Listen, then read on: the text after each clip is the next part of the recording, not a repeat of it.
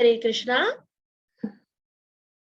18 दिवसाच्या भगवद्गीतेच्या उपक्रमामध्ये आपल्या सगळ्यांचं स्वागत आहे. आज दुसऱ्या अध्यायाचं पठन करणार आहे. हरे कृष्णा. ओम श्री परमात्मने नमः. अथ द्वितीयोऽध्यायः. संजय उवाच. तं तथा कृपयामीष्टम् अश्रुपूर्णाकुलेक्षणम् विषीदन्तम् इदं वाक्यम् उवाच मधुसूदनः. श्रीभगवानुवाच. कुतस्त्वाकशमलमिदं विषमे समुपस्थितम् अनार्यजुष्टम् अस्वर्ग्यम् अकीर्तिकरम् अर्जुन. क्लैब्यं मास्मगम पार्थ नैतत्त्वयोपपद्यते. क्षुद्रं हृदय दौर्बल्यं त्यक्त्वोत्तिष्ठ परन्तप. अर्जुन उवाच. कथं भीष्मम् अहं संख्ये द्रोणं च मधुसूदन.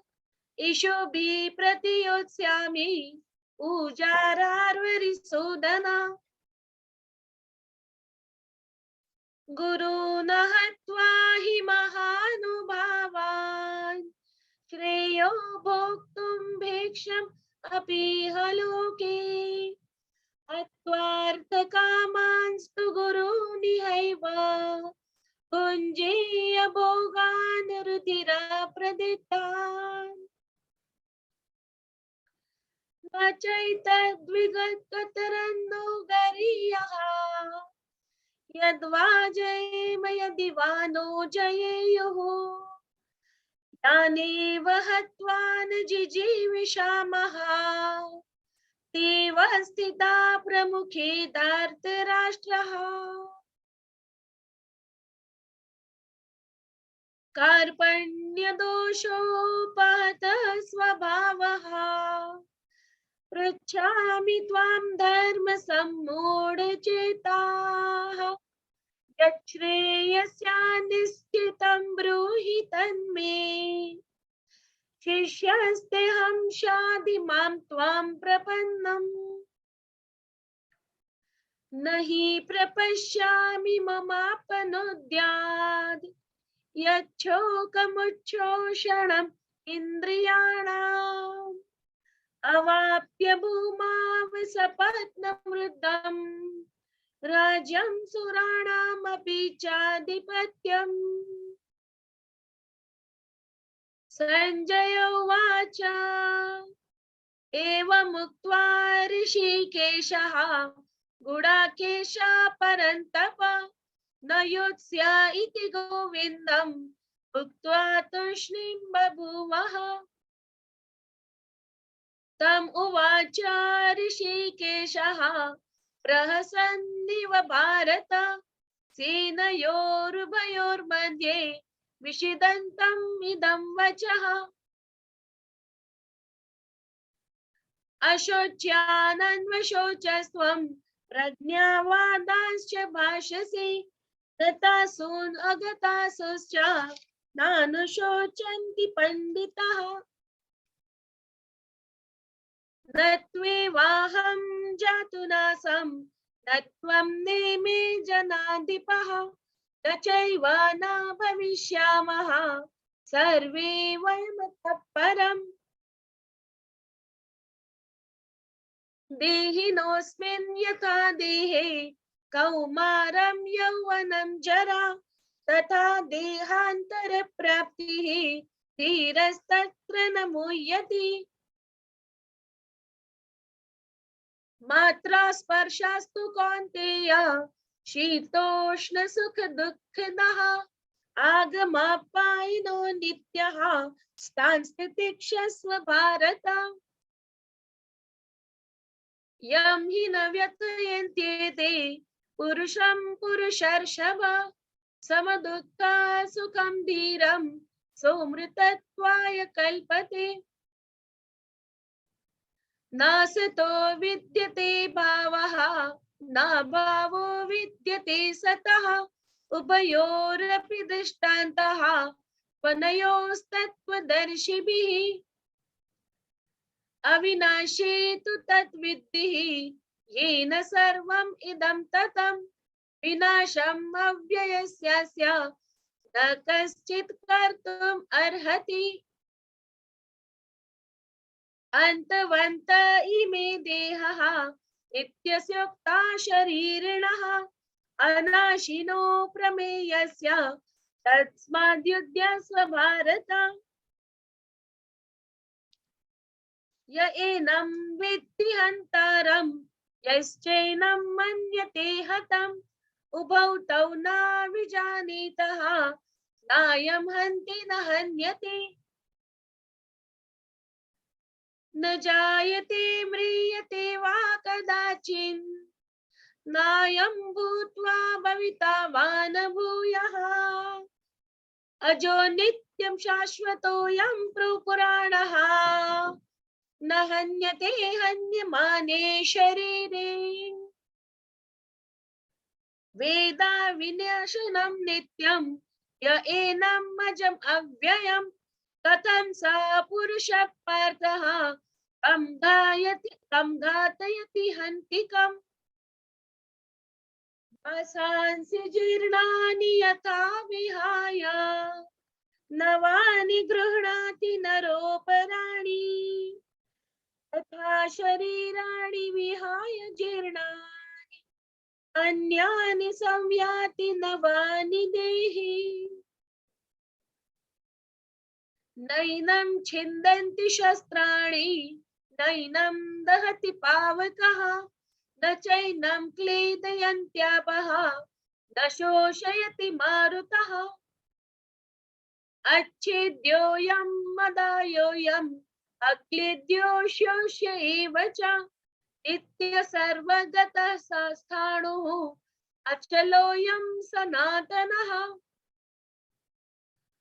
अव्यक्त्योऽयम् अचिन्त्योऽयम् अविकार्योऽयम् उच्यते तस्मादेवं विदित्वेनं नानुशोचितुमर्हसि।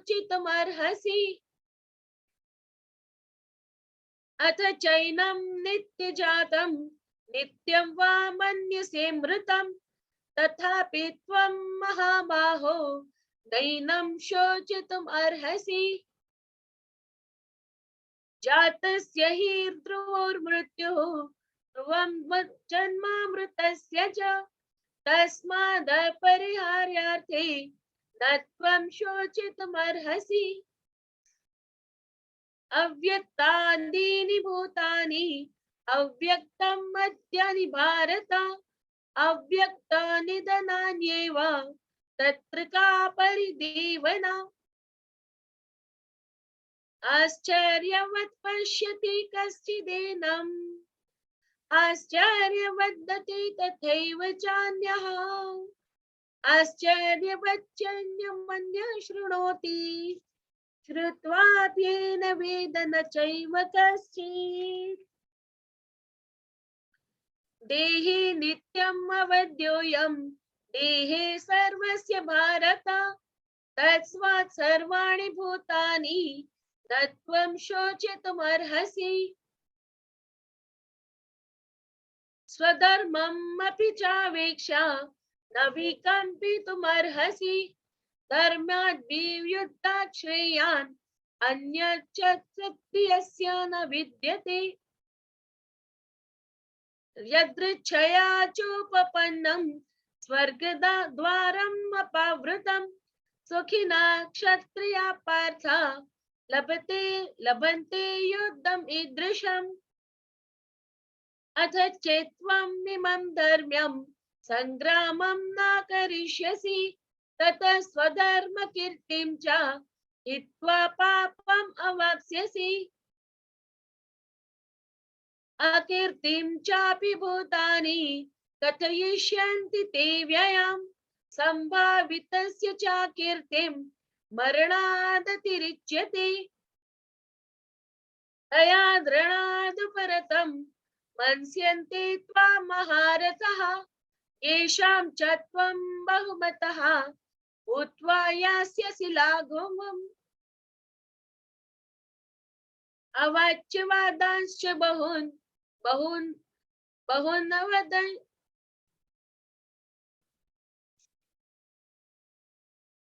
अवाच्य वादांश्च बहून् वदिष्यन्ति तवाहितः निन्दन्तस्तव सामर्थ्यं ततो दुःखतरं नु किम् हतो वा प्राप्स्यसि स्वर्गः जित्वा वा भोक्ष्यसि महीम् तस्मादुत्तिष्ठ कौन्तेय युद्धाय कृतनिश्चयः समदुःखे समे कृत्वा लाभालाभौ जयाजयो ततो युद्धाय युज्यस्व नैवं पापम् अवाप्स्यसि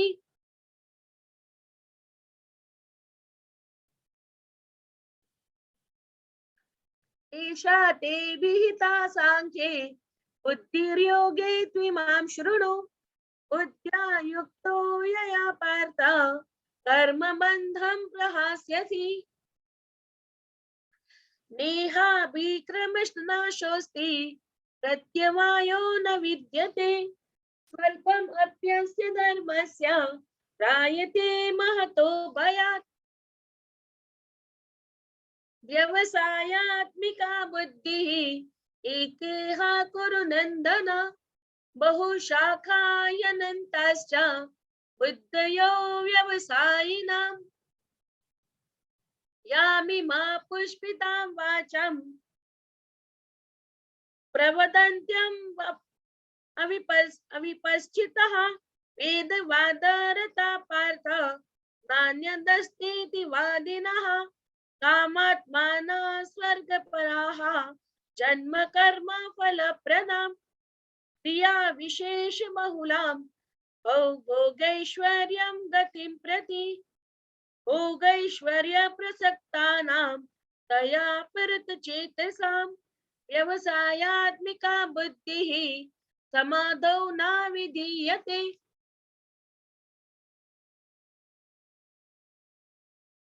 त्रैगुण्य विषया वेदः निस्त्रैगुण्यो भवार्जुन निर्द्वन्द्वो हि नित्यसत्त्वस्थः निर्योगक्षेम आत्मवान्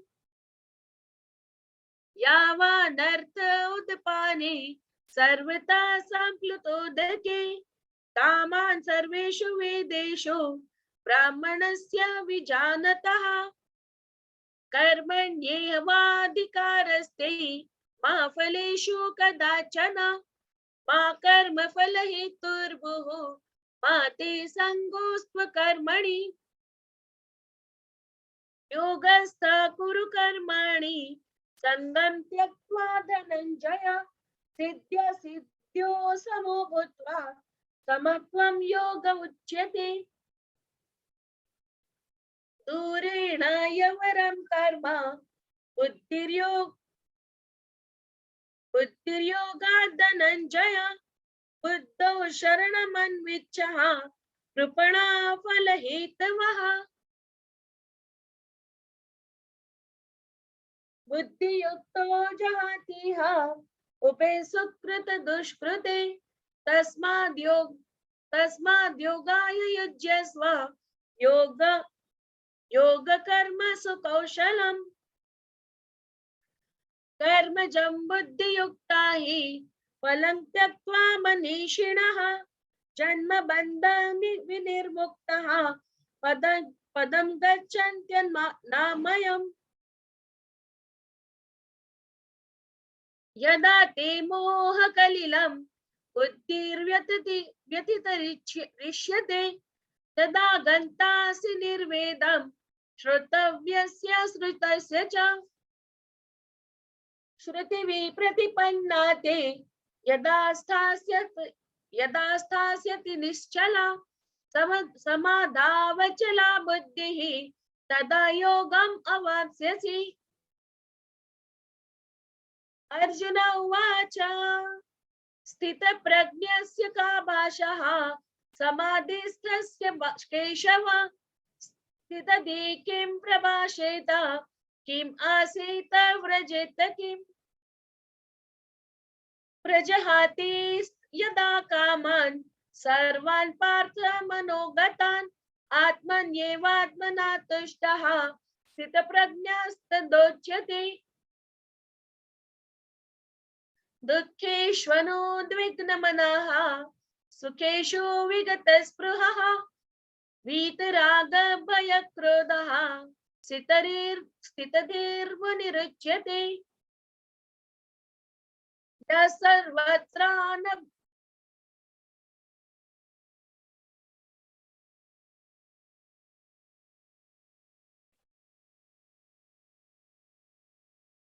यः सर्वत्रान्वृषहस्तः तत्प्राप्य शुभाशुभं नाभिनन्दति न द्वेष्टिः तस्य प्रज्ञा प्रतिष्ठिता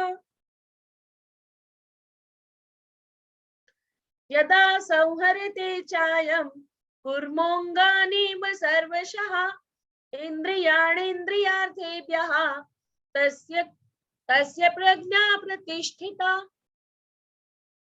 विषया विनिवर्तन्ते निराहारस्य देहिनः रसवर्जं रसोऽप्यस्य परं द्रष्टा निवर्तते यततोऽपि कौन्तेय पुरुषस्य विपश्चितः इन्द्रियाणि प्रमाथीनि हरन्ति प्रसभं मनः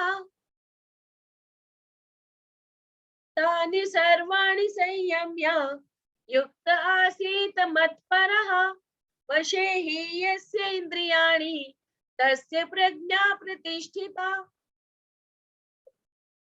ध्यायतो विषयान् पुंसः सङ्गस्तेषुपजायते सङ्गात् सञ्जायते कामः कामात् क्रोधोऽभिजायते क्रोधात् भवति सम्मोहः सम्मोहात् स्मृतिविभ्रमः स्मृतिभ्रंशात् बुद्धिनाशः बुद्धिनाशात् प्रणश्यति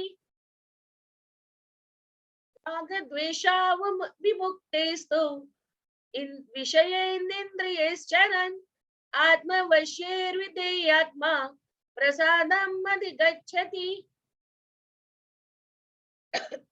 प्रसादे सर्वदुःखानां हानिरस्योपजायते प्रसन्ना चेतसा याशुः बुद्धिपर्यवतिष्ठते नास्ति बुद्धिर्युक्तस्य न चायुक्तस्य भावना न च भावयतः शान्तिः अशान्तस्य कुतः सुखम् इन्द्रियाणि हि चरतां यन्मनोनुविधीयते तदस्य हरति प्रज्ञः वायुर्नावमिवाम्भसि तस्माद्यस्य महाबाहो निगृहीतानि सर्वशः इन्द्रियाणि इन्द्रियार्थेभ्यः तस्य प्रज्ञा प्रतिष्ठिता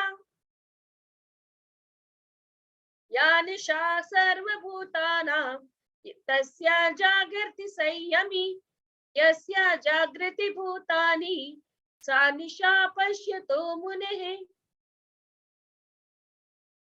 आपूर्यमाणम् अचलं प्रतिष्ठं समुद्रमाप प्रविशन्ति यद्वत् तद्वत् कामायं प्रविशन्ति सर्वे स शान्तिमाप्नोति न कामकामी विहाय कामान्य सर्वान् पुमान् शरति निःस्पृहः निर्ममो निरहङ्कारः स शान्तिम् अधिगच्छति ईशा ब्राह्मी स्थितिः पार्थ नैनां प्राप्य विमुह्यति स्थित्वा स्यामन्तकालेऽपि ब्रह्म निर्वाणमृच्छति ॐ तत्सदिति श्रीमद्भगवद्गीतासु उपनिषदसु ब्रह्मविद्यायां योग शास्त्रे श्री कृष्ण अर्जुन संवादे सांख्य योगो नाम द्वितीयोऽध्यायः। हरे कृष्णा कृष्णा कृष्णा हरे हरे, हरे रामा राम राम हरे हरे। हरे कृष्णा। आज जरा हरे कृष्णा. दादाजी आज थोडासा आवाज जरा बसला आहे माझा, तर चूक झाली असली तर क्षमस्व माताजी. थँक्यू कुमुद माताजी, खूप छान केलं तुम्ही रेसिटेशन. जिग्ना माताजी, can you start the kirtan? Yes, Till I Mataji. share the screen. Yeah, Mataji, I will start the kirtan. And today I've told everyone to be on mute and Okay, they can sing behind you. Okay, Mataji, behind the mic. Okay, Mataji, will do. Yes. Yeah, Mataji, thank you. Okay. Yeah, Mataji. Hare Krishna, everyone. Namah Vishnu Padaya Krishna Pristhaya Bhutale Srimati Bhakti Vedanta Swami Iti Namini Namaste Saraswati Devi Gauravani Pracharine Nirvishesha Shunyavadi Paschatadishatari Jayo Shri Krishna Chaitanya Prabhu Nityananda Shri Advaita Gadadhar Shrivasadi Gaur Bhaktavrinda Jayo Shri Krishna Chaitanya Prabhu Nityananda Shri Advaita Gadadhar Shrivasadi Gaur Bhaktavrinda Hare Krishna Krishna Krishna Hare Hare Hare Rama Rama Rama Hare Hare Hare Krishna Krishna Krishna Hare Hare Hare Rama Rama Rama Hare Hare Hare Krishna Krishna Krishna Hare Hare Hare Rama Rama Rama Hare Hare Hare Krishna Krishna Krishna Hare Hare Hare Rama Rama Rama Hare Hare Hare Krishna Krishna Krishna Hare Hare Hare Rama Rama Rama Hare Hare Hare Krishna Krishna Krishna Hare Hare Hare Rama Ram Ram Hare Hare, हरे कृष्ण कृष्ण कृष्ण हरे हरे, हरे राम राम राम हरे हरे, हरे कृष्ण कृष्ण हरे हरे, हरे राम राम राम हरे हरे, हरे कृष्ण कृष्ण कृष्ण हरे हरे, हरे राम राम राम हरे हरे, हरे कृष्ण कृष्ण हरे हरे, हरे राम राम राम हरे हरे, हरे कृष्ण कृष्ण हरे हरे, हरे राम राम राम हरे हरे, हरे कृष्ण कृष्ण हरे हरे, हरे राम राम राम हरे हरे, हरे कृष्ण कृष्ण हरे हरे, हरे राम राम राम हरे हरे, हरे कृष्ण कृष्ण हरे हरे, हरे राम राम राम हरे हरे, हरे कृष्ण कृष्ण हरे हरे, हरे राम राम राम हरे हरे, हरे कृष्ण कृष्ण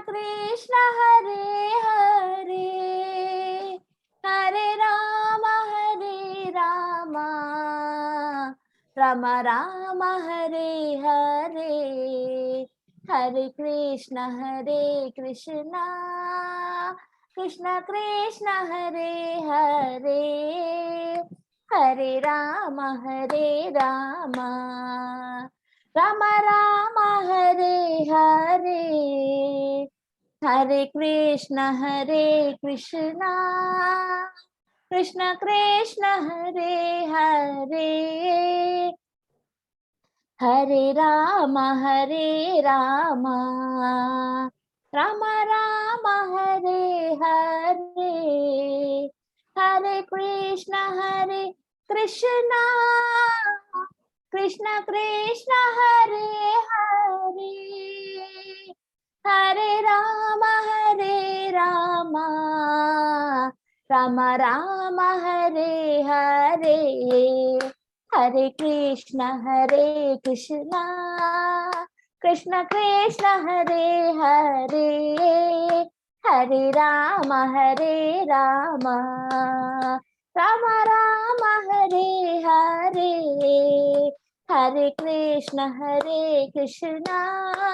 हरे कृष्ण कृष्ण हरे हरे, हरे राम राम हरे हरे, हरे कृष्ण कृष्ण हरे हरे, हरे राम राम हरे हरे, हरे कृष्ण कृष्ण हरे हरे, हरे राम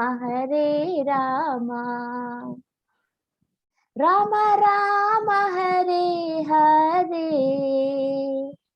जय श्री राधे गोविंदा, राधे गोविंदा, राधे गोविंदा, जय श्री राधे गोविंदा, जय श्री गौर निताई, गौर निताई, गौर निताई, जय श्री गौर निताई, जय शीला प्रभुपादा, प्रभुपादा, प्रभुपादा, जय शीला प्रभुपादा।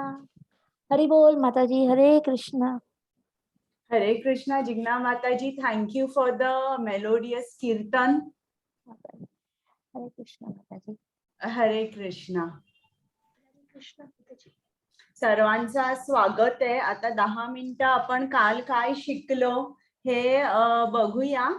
मी तुम्हाला प्रश्न विचारते, तुम्ही उत्तर द्या आणि सर्वांना मी अनम्यूट करायला स्कोप देते. तुम्हाला माझा आवाज ऐकू येतोय का आणि स्क्रीन दिसते का? Yes, हो माताजी. माताजी. Yes, माताजी. बरं. तर काल आपण बघितलं अर्जुन युद्धाला तयार नव्हता आणि तोच जवळजवळ काल पूर्ण अध्यायात अर्जुनच बोलत होता आणि कृष्ण फक्त ऐकण्याचं काम करत होता.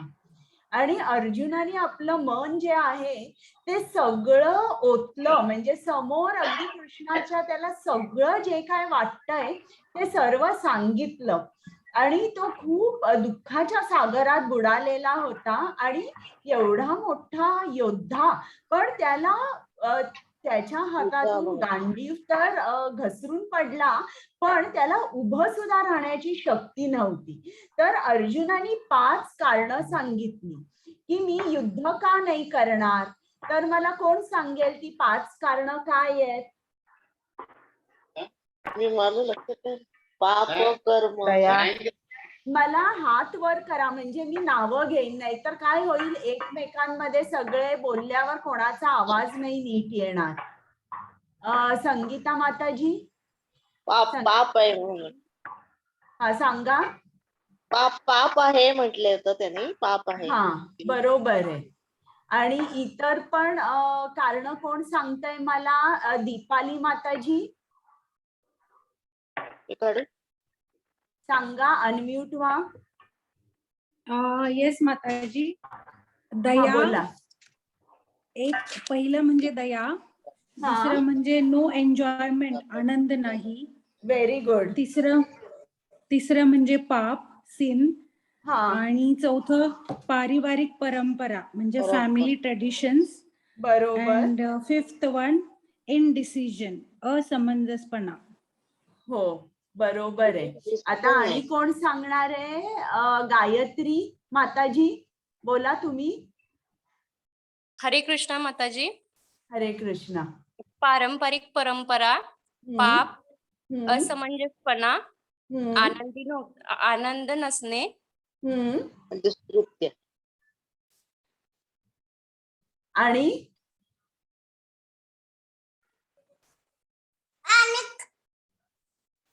आठवतंय का? नाही, एवढंच आठवतंय. बरं बरं, चालेल. आणि कोण सांगताय मला? आणि वंशचा विनाश. बरं. आणि कोण सांगताय दुष्कृत्य. पूर्ण सगळे 5? दुष्कृत्य. हात वर करा. दुष्कृत्य, पाप, असमंजसपणा, पारंपरिक आणि 5 काहीतरी. स्वाती माताजी. हरे कृष्णा माताजी. हरे कृष्णा. पहिलं आहे दया, दुसरं आनंद नाही, व्हेरी गुड. तिसरं पाप, चौथं पारिवारिक परंपरा आणि 5वं असमंजस. Very good. खूप छान सांगितलं तुम्ही. तर ही 5 कारणं अर्जुन कृष्णाला सांगतो की मी युद्ध करणार नाही. आणि कुठेतरी हीच कारणं असतात की आपण पण कृष्णाकडे जाऊ शकत नाही. तर अर्जुन काय सांगतोय त्याच्याशी तुम्ही रिलेट करू शकता का? आपण म्हणतो कृष्णाकडे जायचं म्हणजे आपल्याला इतर सगळं सोडावं लागेल, आपल्याला एकसारखा जॉब करावा लागेल आणि आपल्याला आनंद ही कल्पना आपली खूप वेगळी असते. जो आनंद आपण या जगात शोधत असतो तो तात्पुरता आनंद असतो, तो अशाश्वत असतो. तर इकडे आपण म्हणतो की आपण कृष्णाकडे जायचं, मंदिरात जायचं, जप करायचा, यात काय आनंद आहे, यात काही एन्जॉयमेंट नाहीये असं आपण म्हणतो. मग आपण म्हणतो की दया, आपल्याला काय वाटतं की मी 2 तास 3 तास जॉब करत बसले तर मग आपल्या मुलाबाळांचं, आपल्या आई वडिलांकडे लक्ष कोण देणार? त्यांना सुद्धा आपली गरज असते. तर त्यांना आपण कसं बघू, म्हणजे आपल्याला दया असते. मग आपण म्हणतो की आपण नाही नाही मी कृष्णाचा आतापर्यंत कधीच केलेला नाहीये, पण मी इतर देवदेवतांची पूजा करते, मी रोज गणपतीचं स्तोत्र म्हणते, नवरात्रीत माझे 9 दिवस उपास असतात आणि हे जर मी सोडून दिलं तर मला पाप लागेल का, असा मनात विचार येतो. मग पारिवारिक परंपरा, आपण म्हणतो आमच्या घरी परंपरा आहे की आम्ही आमच्या कुलदेवतेची पूजा करतो. आता ते सगळं सोडून कृष्णाची पूजा कशी काय करू आम्ही? मग हे सगळ्यांमुळे आपण असमंजस होतो, म्हणजे नक्की काय करावं आपल्याला समजत नाही. तर आता अर्जुनाला या सगळ्याची उत्तरं या दुसऱ्या अध्यायात दिलेली आहेत. आणि एका प्रश्नाचं त्याचं उत्तर कृष्णाने तिसऱ्या अध्यायात दिलंय. पारिवारिक परंपरेचं उत्तर त्यांनी तिसऱ्या अध्यायात दिलंय. तर हा जो दुसरा अध्याय आहे, तुम्ही कुठली जर भगवद्गीता उघडून बघितली तर या अध्यायाचं नाव आहे सांख्य योग, पण श्रील प्रभुपादांनी या अध्यायाचं नाव दिलेलं आहे गीताचे सार. तर असं त्यांनी का नाव दिलंय? कारण हा दुसरा अध्याय आहे. ज्याप्रमाणे आपण एखादा सिनेमाचा ट्रेलर बघतो आणि त्या ट्रेलर मध्ये आपण बघतो अरे वा या सिनेमामध्ये गाणी छान आहेत, किंवा ऍक्शन पॅक्ट सिनेमा आहे, किंवा याच्यामध्ये फॅमिली ड्रामा आहे, आणि ते बघून मग आपण म्हणतो चला चला आपण हा सिनेमा बघूया. त्याचप्रमाणे हा दुसरा अध्याय आहे. यात कृष्णाने सगळं थोडं थोडं थोडं अर्जुनाला सांगितलंय. कर्मयोग सांगितलाय, ज्ञान योग सांगितलाय, ध्यान योग सांगितलेला आहे, भक्ती योग सांगितलेला आहे. तर सर्व काही थोडं थोडं सांगितलेलं असल्यामुळे हा जो अध्याय आहे हा सर्व गीतेचा सार आहे. तर म्हणून या अध्यायाचं नाव श्रील प्रभुपादांनी गीताचे सार किंवा गीता सारांश असे दिले आहे. तर आता आपण या अध्यायामध्ये आपण शिकूया की अर्जुन कृष्णाकडे कसा बोलतो. तो कृष्णाला शरण जातो का? कारण त्याला समजत नाही मी काय करू, पण तो शरण जातानाही त्याचा भाव कसा असतो, तो कृष्णाकडे कसा बोलतो, हे सुद्धा आपण शिकायचं आहे. असं नाही की भगवद्गीता म्हणजे आपण भगवद्गीतेचं ज्ञान घ्यायचं, ज्ञान तर घ्यायचंच आहे, पण कृष्णाशी कसं बोलायचं, आपण कसं आपल्या गुरुकडे वागलं पाहिजे, हे पण आपण भगवद्गीतेत अर्जुनापासून शिकतोय. तर प्रभूंशी प्रांजल शरणागती हा भक्तीचा गाभा आहे. मी तुझा आहे, सर्व काही तुझेच आहे, तुझ्या इच्छेनुसार सर्व घडावे, हा सर्व श्रेष्ठ शरणागती मंत्र आहे. आणि आपण कृष्णाच्या इच्छेप्रमाणेच आपण त्याच्याकडे काहीतरी मागितलं पाहिजे, म्हणजे त्याच्या इच्छेशी आपण समर्पित झालं पाहिजे. आणि मग तुम्हाला असं लक्षात येईल की तुमच्या काय काय इच्छा असतील ना, सगळ्या कृष्ण पुरवल्याशिवाय राहणार नाही. तर आपण इकडे या अध्यायात हे पण शिकतोय की शरणागती आपण कसं जायचं, आपल्या गुरूंकडे किंवा कृष्णाकडे आपण कसं बोलायचं, तर हे आपण शिकतोय. तर आता मी मंगलाचरण म्हणते आणि मग आपण चालू करूया. सर्वांचं परत एकदा स्वागत. आज दुसरा दिवस आहे, आपण अध्याय दुसरा करतोय. हरे कृष्ण. ओम अज्ञानतिमिरान्धस्य ज्ञानाञ्जन शलाकया चक्षुरुन्मीलितं येन तस्मै श्री गुरवे नमः. श्रीचैतन्यमनोभीष्टं स्थापितं येन भूतले स्वयं रूप गदामह्यं ददाति स्वपदान्तिकं. नम ओं विष्णुपादाय कृष्णपृष्ठाय भूतले श्रीमते भक्ति वेदांत स्वामी इति नामिने. नमस्ते सारस्वते देवे गौरवाणी प्रचारिणे निर्विशेष शून्यवादी पाश्चातदेशतारिणे. हे कृष्णा करुणा सिंधु दीनबंधु जगत्पते गोपेश गोपिकाकांत राधाकांत नमोस्तुते. तप्त कांचन गौरांगी राधे वृंदावनेश्वरी वृषभानुसुते देवी प्रणमामि हरिप्रिये. जय श्री कृष्ण चैतन्य प्रभु नित्यानंद श्री अद्वैत गदाधर श्रीवासादि गौर भक्तवृंद. हरे कृष्ण कृष्ण कृष्ण हरे हरे, हरे राम राम राम हरे हरे. सर्वांचं स्वागत आहे. ज्यांच्या आनंदासाठी मी भगवद्गीता तुम्हाला समजावून सांगायचा प्रयत्न करते आणि ज्यांच्या आनंदासाठी तुम्ही भगवद्गीता ऐकताय, त्या श्री श्री राधा गोविंदना माझा साष्टांग नमस्कार. त्याचप्रमाणे कृपामूर्ती श्रील प्रभुपाद, ज्यांनी आपल्यासाठी गीता सोप्या शब्दात लिहून ठेवली, ज्यांनी इस्कॉन मंदिराची स्थापना जगभर केली, त्यांच्याशिवाय हा उपक्रम झाला नसता.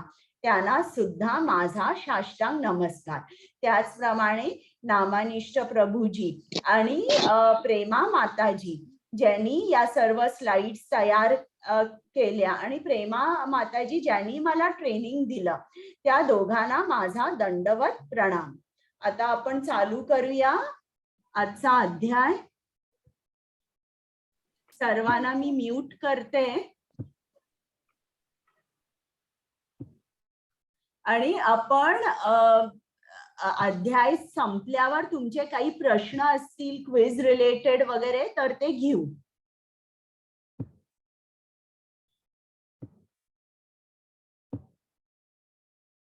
तर आता एक आपण काल काय केलंय त्याचा एक क्विक रिकॅप घेऊया.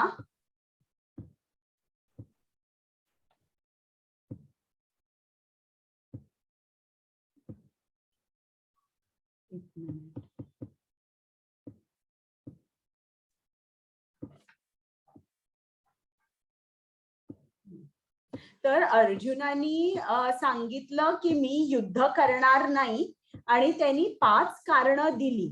तर ती 5 कारणं तुम्ही सर्वांनी मला सांगितली. पहिलं कारण करुणा, दुसरं कारण आनंद नाही, तिसरं पाप, चौथं कौटुंबिक परंपरा आणि 5वं कारण अनिश्चितता किंवा असमंजस. तो निश्चय घेऊ शकला नाही की मी काय करू.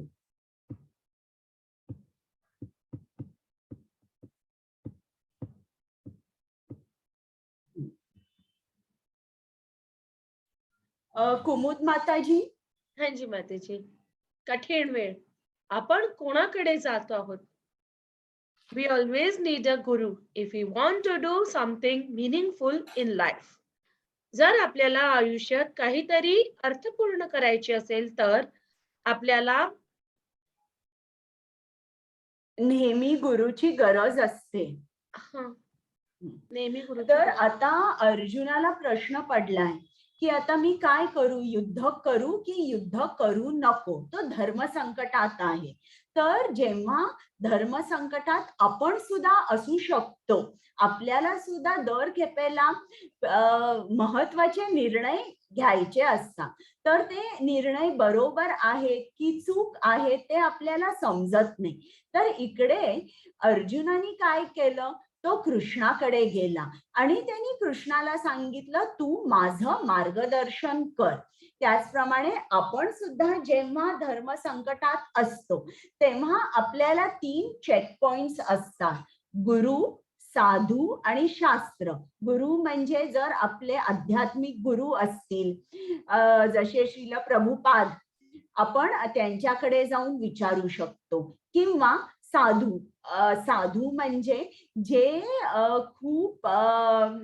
खूप वर्ष ज्यांनी साधना केली आहे आणि जे उत्तम अधिकारी आहेत की ते सांगू शकतील की तू असं कर.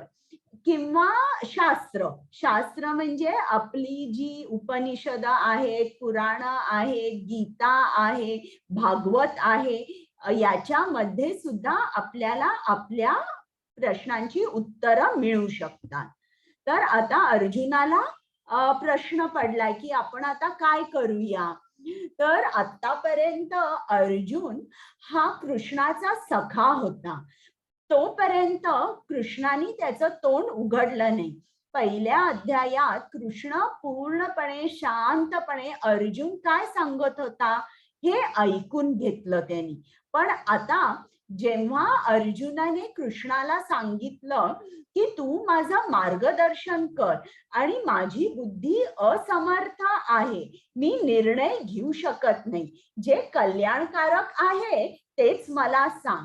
जेव्हा असे बोलून अर्जुन कृष्णाला शरण गेला तेव्हा कृष्ण बोलू लागला आणि आता ऍक्च्युली ही गीता सुरू होते. कुमुद माताजी. हो माताजी. भगवद्गीता अध्याय 2 श्लोक 2. परमपुरुष भगवंत म्हणाले, माझ्या प्रिय अर्जुना, तुझ्यावर ही अशुद्धी कशी आली? जीवनाचे मूल्य जाणणाऱ्या माणसाला ते अजिबात शोभणारे नाहीत. ते उच्च ग्रहांकडे नाही तर बदनामीकडे घेऊन जातात. हरे कृष्ण. आता कृष्णाला थोडासा राग आलाय आणि म्हणून तो अर्जुनाला विचारतोय की तुझी बुद्धी जी आहे त्या बुद्धीला काय झालं? तू जे काय वागतोयस हे तुला शोभत नाही. हरे कृष्णा. कुमुद माताजी. हरे कृष्णा. भगवद्गीता अध्याय 2 श्लोक 7. कार्पण्य दोषोपहत स्वभावः पृच्छामि त्वां धर्म सम्मूढचेतः यच्छ्रेयस्या निश्चितं ब्रूहि तन्मे शिष्यस्तेऽहं शाधि मां त्वां प्रपन्नम्. आता मी माझ्या कर्तव्याबद्दल संभ्रमित आहे. या स्थितीत मी सांगत आहे, माझ्यासाठी काय चांगलं आहे हे मी स्पष्ट सांगतो. मी तुमचा शिष्य आहे आणि आत्म्याने तुमच्या स्वाधीन केले आहेत. कृपा मला सूचना द्या. आता अशा तऱ्हेने आपण कृष्णाकडे प्रार्थना करायची असते. इकडे अर्जुनाने दाखवलेलं आहे की आपण प्रार्थना कशी करायची आपल्या गुरुकडे. तर इकडे अर्जुनाने अगदी स्पष्टपणे सांगितलंय की माझी बुद्धी चालत नाही, मी तुमचा शिष्य आहे आणि माझ्यासाठी जे चांगलं आहे, जे हितकारी आहे हे तुम्ही मला स्पष्टपणे सांगा. आता निर्णय अर्जुनाला निर्णय घ्यायचा आहे की युद्ध करायचं की करायचं नाही. त्याप्रमाणे आपल्याला सुद्धा क्षणोक्षणी निर्णय घ्यावा लागतो.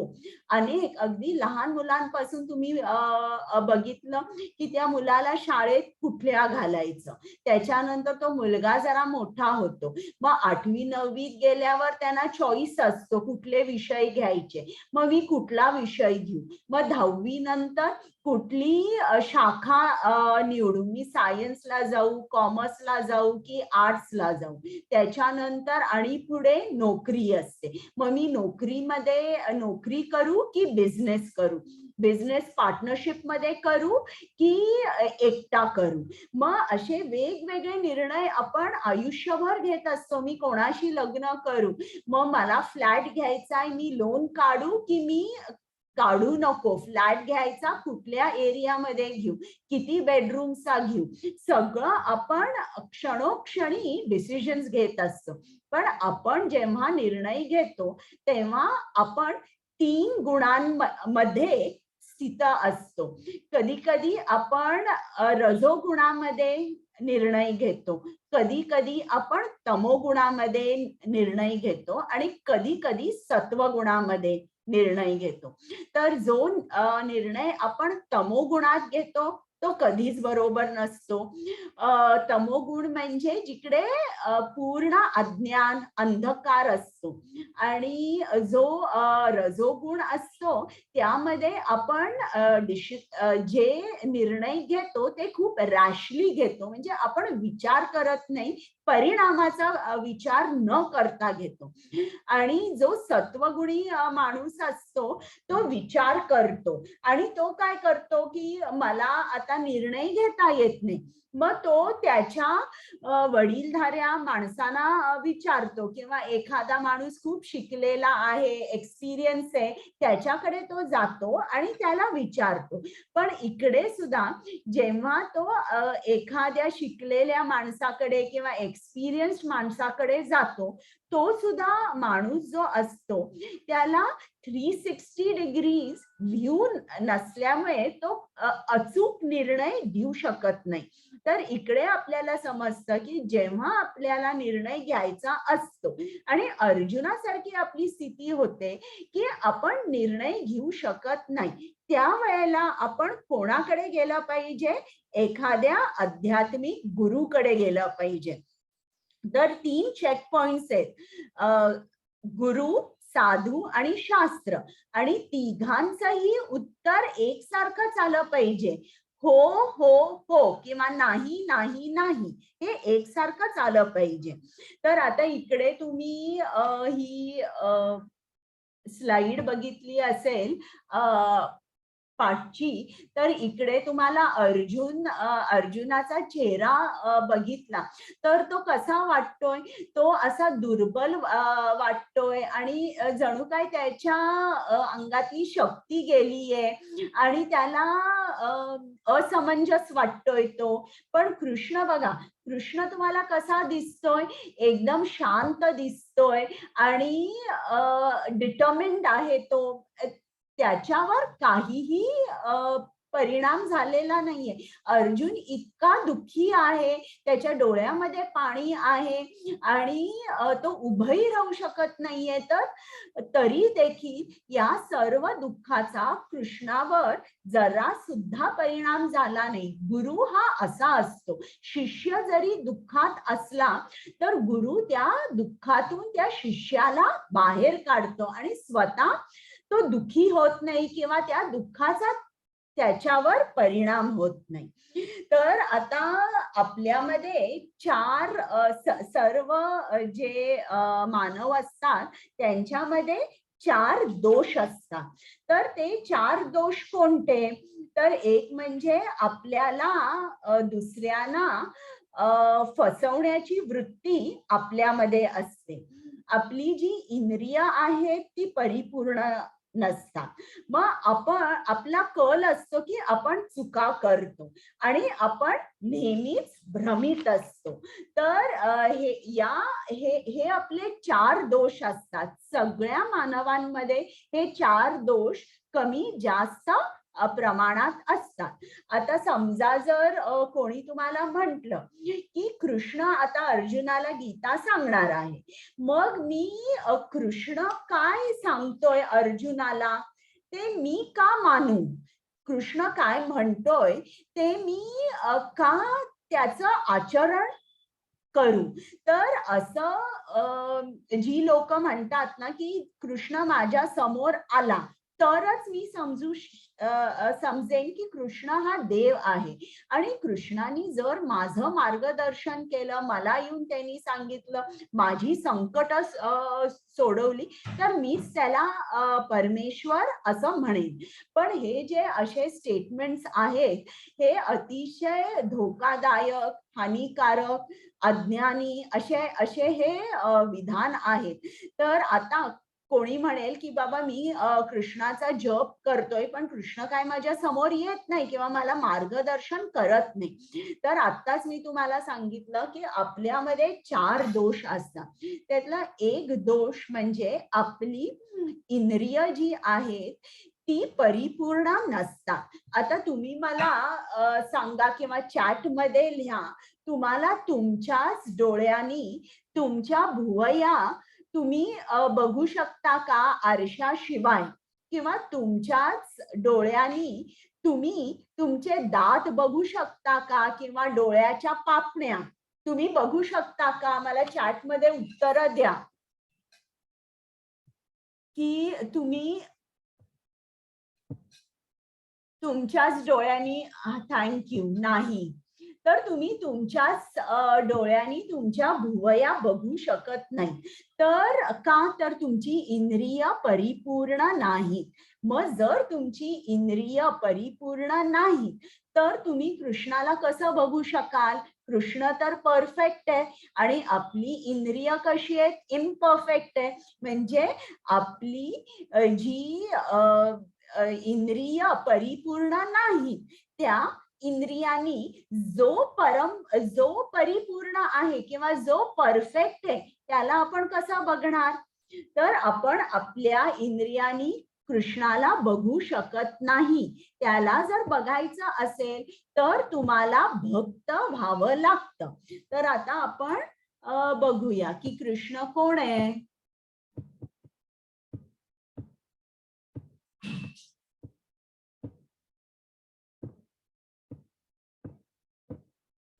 तर आपल्याला कृष्ण बघायचा असेल तर त्याला आपण 3 टप्प्यामध्ये बघू शकतो. ही एक तुम्ही एक मराठीत आपण म्हणतो ना, जशी दृष्टी तशी सृष्टी, त्याचप्रमाणे मी म्हणते जशी भक्ती तशी दृष्टी. तर कृष्ण आपल्यावर कधीही कुठलाही फोर्स करत नाही, बिलकुल नाही. जर तुम्हाला कृष्णाकडे जायचं असेल, कृष्णही तुमच्या जवळ येतो.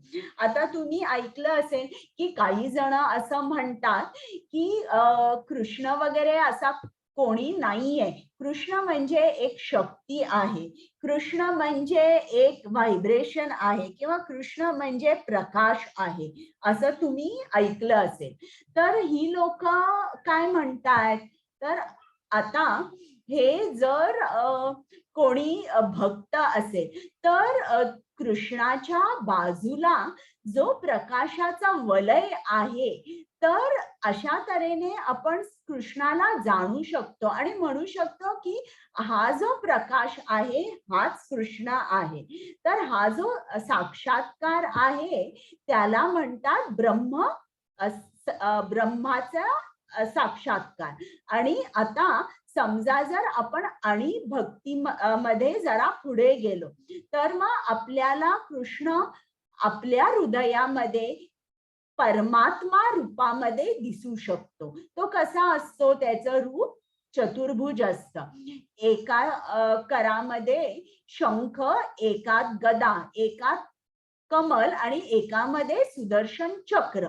तर हे परमात्मा रूप आहे. मग आणि भक्तीमध्ये आपण जर प्रगती केली तर आपल्याला कृष्णाचं श्याम सुंदर रूप दिसू शकतं. श्याम सुंदर रूप म्हणजे त्याचं जे रूप आहे ते आपल्यासारखंच आहे. त्याला 2 हात 2 डोळे आहेत आणि तो त्याच्या मुकुटामध्ये मोरपीस घालतो आणि हातात त्याच्या बासरी आहे. तर हे जे रूप आहे हे कृष्णाच्या शुद्ध भक्तांना कृष्णाचं श्याम सुंदर रूप दिसतं. तर ही अंतिम पायरी आहे साक्षात्काराची. ही पहिली आहे, ही दुसरी आणि ही तिसरी.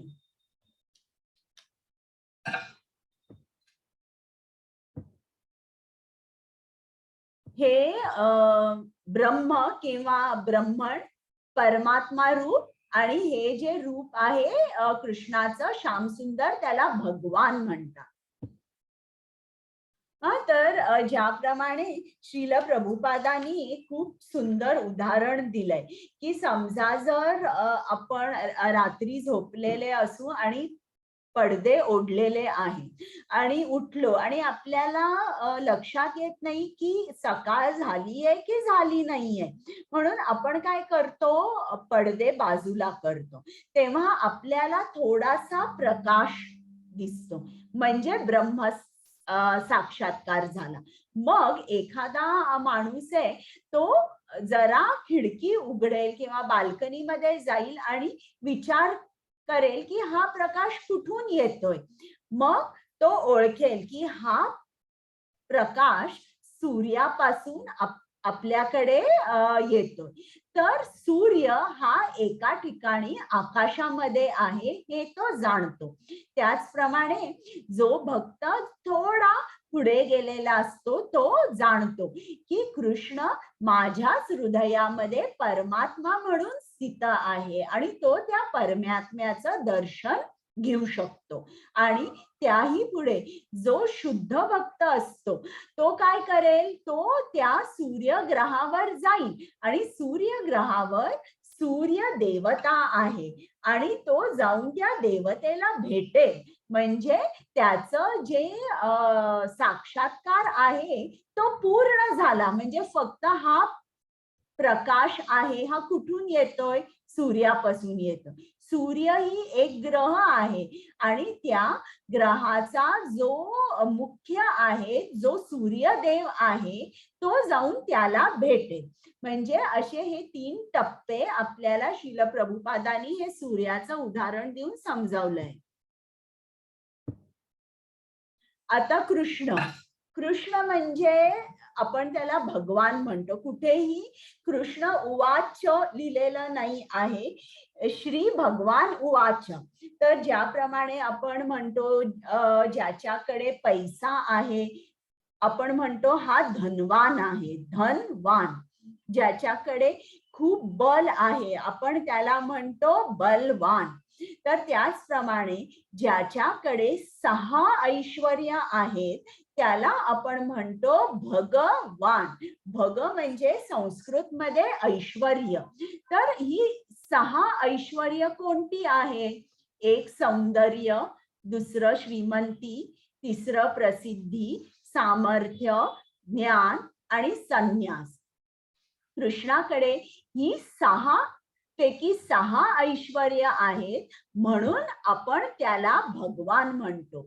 आता हे आपल्या इकडे जर तुम्ही बघितलं असेल तर ही जी 6 ऐश्वर्य आहेत या 6 ऐश्वर्यांकडेच आपण खूप आकर्षित होतो.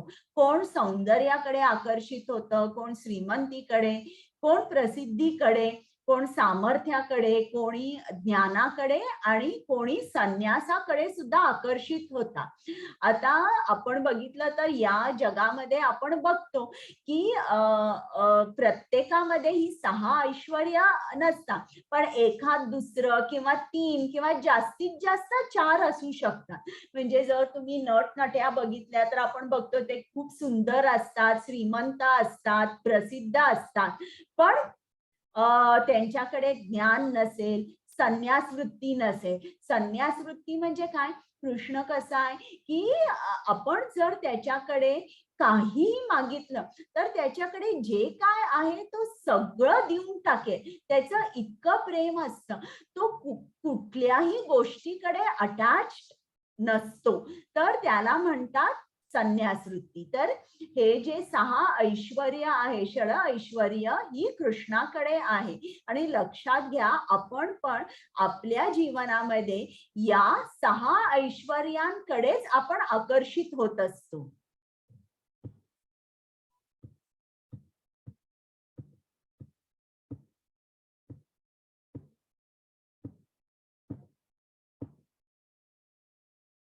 हरे कृष्णा.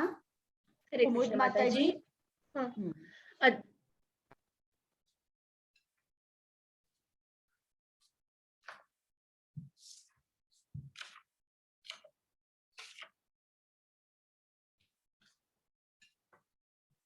हरे कृष्णा. हरे कृष्ण. श्री भगवानुवाच अशोच्यानन्वशोचस्त्वं प्रज्ञावादाश्च भाषसे गतासो न गतासोश्च नानुशोचन्ति पंडितः. परमपुरुष भगवंत म्हणाले, शिकलेले शब्द बोलत असताना जे शोक करण्यास योग्य नाही त्याबद्दल तुम्ही शोक करत आहात. जे शहाणे आहेत ते जिवंत किंवा मेलेल्यासाठी शोक करत नाही. श्रीकृष्ण. आता कृष्णाने अर्जुनाला सांगितलंय की तू शोक करू नकोस. की जे शहाणे असतात ते जिवंत किंवा मेलेल्यांसाठी शोक करत नाही. आता शोक का करू नये आता आपल्याला लक्षात येईल. हरे कृष्णा. हरे कृष्ण. श्लोक नंबर 12. न त्वेवाहं जातुनासं न त्वं नेमे जनाधिपः न चैव न भविष्यामः सर्वे वयमतः परम्. अशी वेळ कधी आली नाही जेव्हा मी अस्तित्वात नव्हतो. ना तुम्ही न हे सर्व राजे किंवा भविष्यात आपल्यापैकी कोणीही थांबणार नाही. हरे कृष्ण. म्हणजे इकडे कृष्णाने सांगितलंय की असं कधीच झालं नाही की मी नाही आहे, तू नाही आहेस किंवा हे सर्व राजे नाही. म्हणजे इकडे कृष्ण सांगतो अरे आत्मा तर अमरच आहे, आत्म्याला काही तू मारू शकत नाहीस.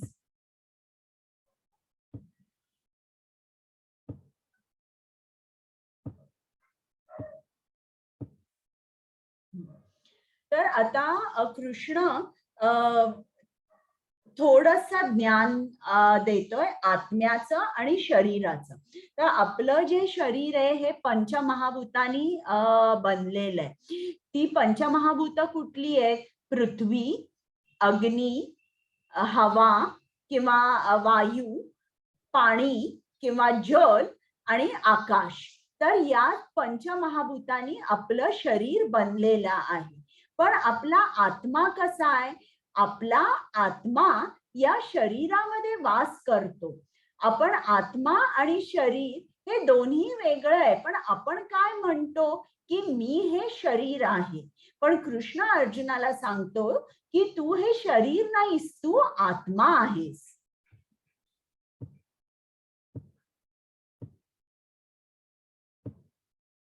आता ज्याप्रमाणे एक गाडी आहे आणि त्या गाडीमध्ये जेव्हा ड्रायव्हर बसतो तेव्हाच ती गाडी चालू होते. त्याचप्रमाणे जेव्हा आत्मा आपल्या शरीरात असतो तोपर्यंत आपलं शरीर चालू राहतं. ज्या वेळेस आत्मा शरीर सोडतो तेव्हा आपण म्हणतो की अरे हे यांचं निधन झालं.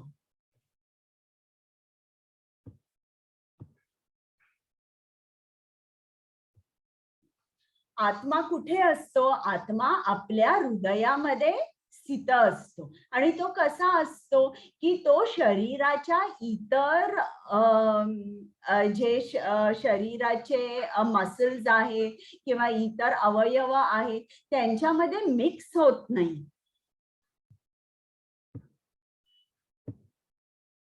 आता इकडे त्यांनी उदाहरण दिलंय की आत्मा शरीरामध्ये कसा आहे, ज्याप्रमाणे एक पक्षी पिंजऱ्यामध्ये आहे त्याचप्रमाणे आपला आत्मा या शरीर रूपी पिंजऱ्यामध्ये बद्ध आहे. आणि हा जो पक्षी आहे त्याचं खरं घर कुठे आहे? जंगलात आहे. त्याला जंगलामध्ये झाडावर बसायला, स्वच्छंदपणे आकाशात उडायला खूप आवडतं. त्याचप्रमाणे आपलं घर जे आहे हे कृष्णाच्या धामात आहे, म्हणजे गोलोक वृंदावन किंवा वैकुंठ लोक हे आपलं खरं घर आहे. आणि आपण ते विसरलेलो आहोत. आपण या पिंजऱ्यामध्ये बंद आहोत आणि आपण पूर्ण आपला कॉन्टॅक्ट जो आहे कृष्णाकडे तो पूर्णपणे कट झालेला आहे. आणि ज्याप्रमाणे शरीर आपण या 84 लक्ष योनीमध्ये एकसारखे फिरत असतो. कधी आपण स्वर्ग लोकावर जात असतो, कधी आपण खाली जातो. तर त्याप्रमाणे पिंजरा जो आहे तो आपण दर खेपेला बदलत असतो, आपलं शरीर बदलत असतो. आता इकडे पक्षी आहे आणि त्याला सोन्याच्या पिंजऱ्यात ठेवलंय. आणि जर सोन्याच्या पिंजऱ्यात जरी ठेवलं तरी त्याचं मरण निश्चित आहे. त्याचप्रमाणे आपल्याला सुद्धा जोपर्यंत आपण या पिंजऱ्यातून बाहेर जात नाही तोपर्यंत आपल्याला सुद्धा जन्म मृत्यू आहे. आणि हा पक्षी आहे, त्याचं अन्न काय आहे की फळं तो खातो. त्याचप्रमाणे आपल्या आत्म्याचं सुद्धा एक अन्न आहे. तर ते जेव्हा आपण रोज आत्म्याला देतो तेव्हा आपण सबळ होतो. ते अन्न म्हणजे आपण संकीर्तन करायचं, रोज देवाचा जप करायचा, कृष्णाची सेवा करायची, मंदिरात जायचं, हे आपल्या आत्म्याचं अन्न झालं.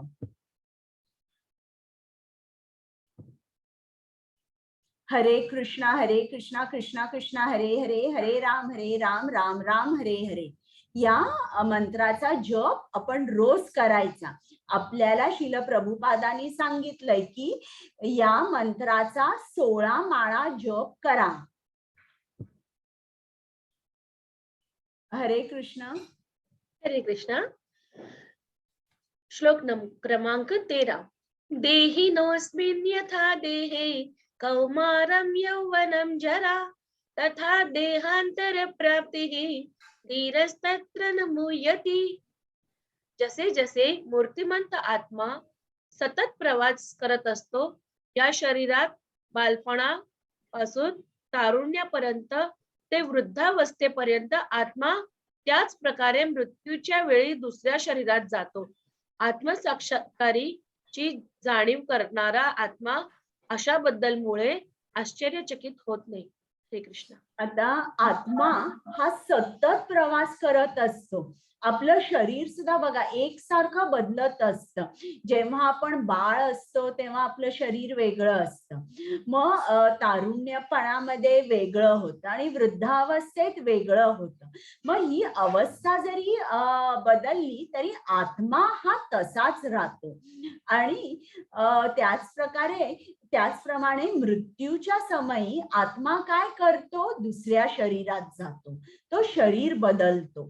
तर या अशा बदलामुळे आत्मा आश्चर्यचकित होत नाही. हे त्याला एक रुटीन आहे, कॉमन आहे की शरीर सुद्धा आपलं बदलत असतं. आणि शरीर जेव्हा खूप वृद्ध होतं आणि मग ज्याप्रमाणे आपले वस्त्र खूप जुने झाले, फाटले की आपण वस्त्र बदलतो, त्याचप्रमाणे आत्मा शरीर बदलतो. आता इकडे त्यांनी छान उदाहरण दिलंय की एक लहान मुलगा असतो, तो लहान असताना एक ट्रायसिकल चालवतो, मग मोठा झाल्यावर एक बायसिकल आहे, मग स्कूटर आहे आणि मग तो आपल्या स्वतःच्या पैशाने गाडी घेतो. तर तो जो मुलगा आहे तो तोच राहिलेला आहे. पण लहान असताना तो काय वापरत होता? ट्रायसिकल, मग जरा मोठा झाल्यावर बायसिकल. तर त्याचप्रमाणे आत्मा सुद्धा याचप्रमाणे शरीर बदलत असतो, पण तो असतो तोच असतो.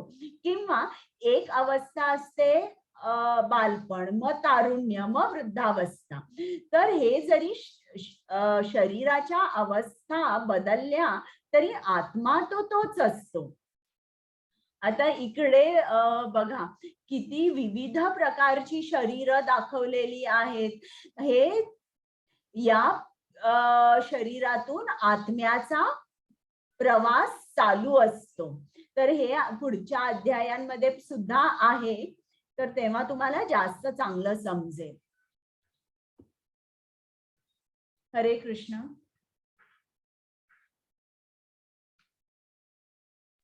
हरे कृष्णा.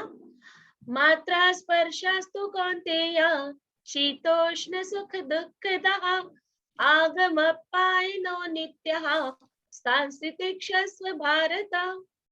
हे कुंतीपुत्र, आनंद आणि त्रासाचे कायमी स्वरूप आणि त्याचे योग्य वेळी गायब होणे हिवाळा आणि ग्रीष्म ऋतूचे येणे आणि गायब होण्यासारखे आहे. हरे कृष्ण. आता इकडे अर्जुन काय म्हणतोय कृष्णाला, बरोबर आहे तू म्हणतोयस आत्मा अमर आहे आणि आत्म्याला कोणी मारू शकत नाही, तो शरीर बदलतो, हे अगदी तू म्हणतो ते मला पटतंय. पण हे तर मी या लोकांना, माझ्या आजोबांना, माझे गुरुजन आहेत त्यांना मी मारल्यावर ते तर माझ्या समोर नसणार, मग मला दुःख होईल. मग इकडे कृष्ण काय सांगतोय की हे बरोबर आहे, तू काय म्हणतोयस ते बरोबर आहे. सुख आणि दुःख हे काय आहेत, ऋतून प्रमाणे बदलत असतात, पण तू सहन कर. तान तितिक्षस्व भारत, म्हणजे हे जे आहे जे सुख आणि दुःख आहे हे तू सहन कर.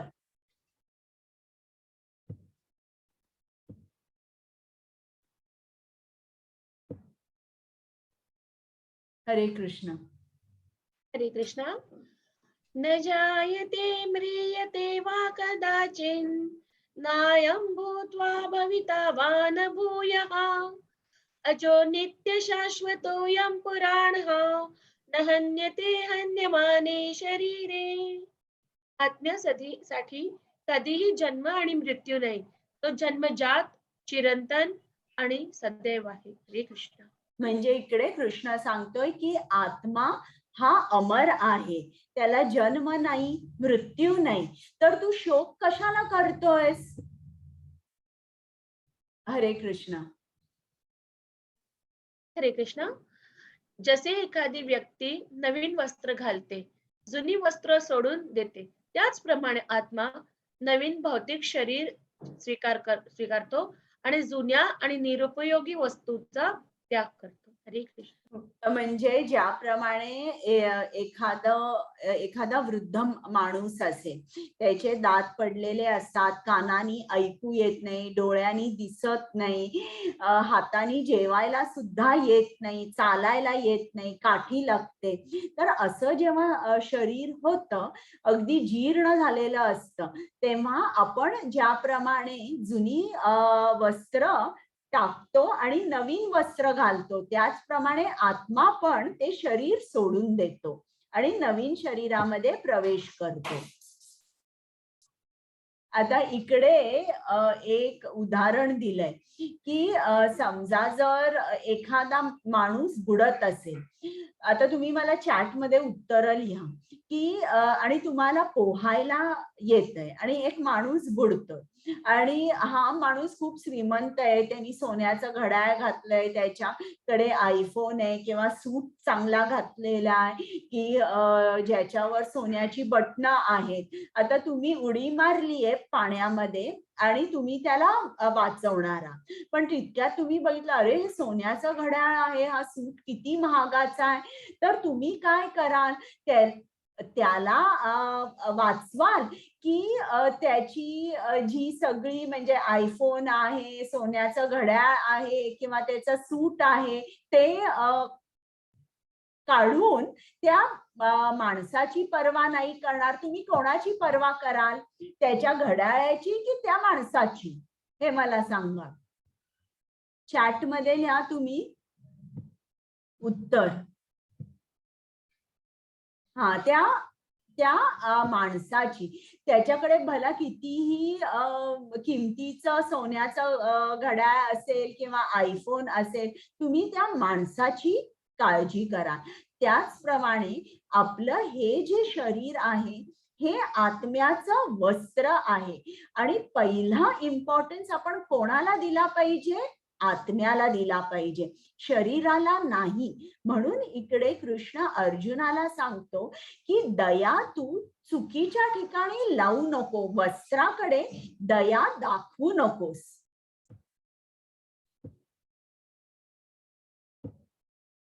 हरे कृष्ण.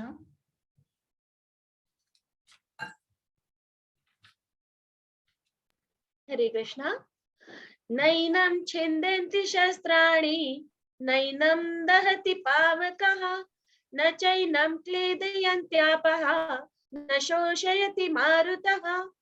कोणत्याही शस्त्राने आत्म्याला कधीही तुकडे करता येणार नाही. त्याला आगीत जाळू टाकता येऊ शकत नाही, पाण्याने ओले होऊ शकत नाही आणि वाऱ्याने सुकविले जाऊ शकत नाही. हरे कृष्ण. आता इकडे कृष्ण अर्जुनाला आत्म्याच्या फिजिकल आणि केमिकल प्रॉपर्टीज समजावून सांगतोय. तर महाभारताच्या युद्धामध्ये खूप प्राणघातक अस्त्र होती आणि ती जी शस्त्र होती ती पंचमहाभूतानेच बनलेली होती. म्हणजे पृथ्वी, वायू, अग्नी, जल, आकाश. तर ही जी अस्त्र होती म्हणजे ब्रह्मास्त्र होती आणि अशी बरीच वेगवेगळी शस्त्र होती. तर इकडे कृष्ण अर्जुनाला काय सांगतोय, कुठलंही शस्त्र असू दे, कितीही प्राणघातक असू दे, पण त्याचा आत्म्यावर काहीच परिणाम होऊ शकणार नाही, कारण आत्मा अमर आहे.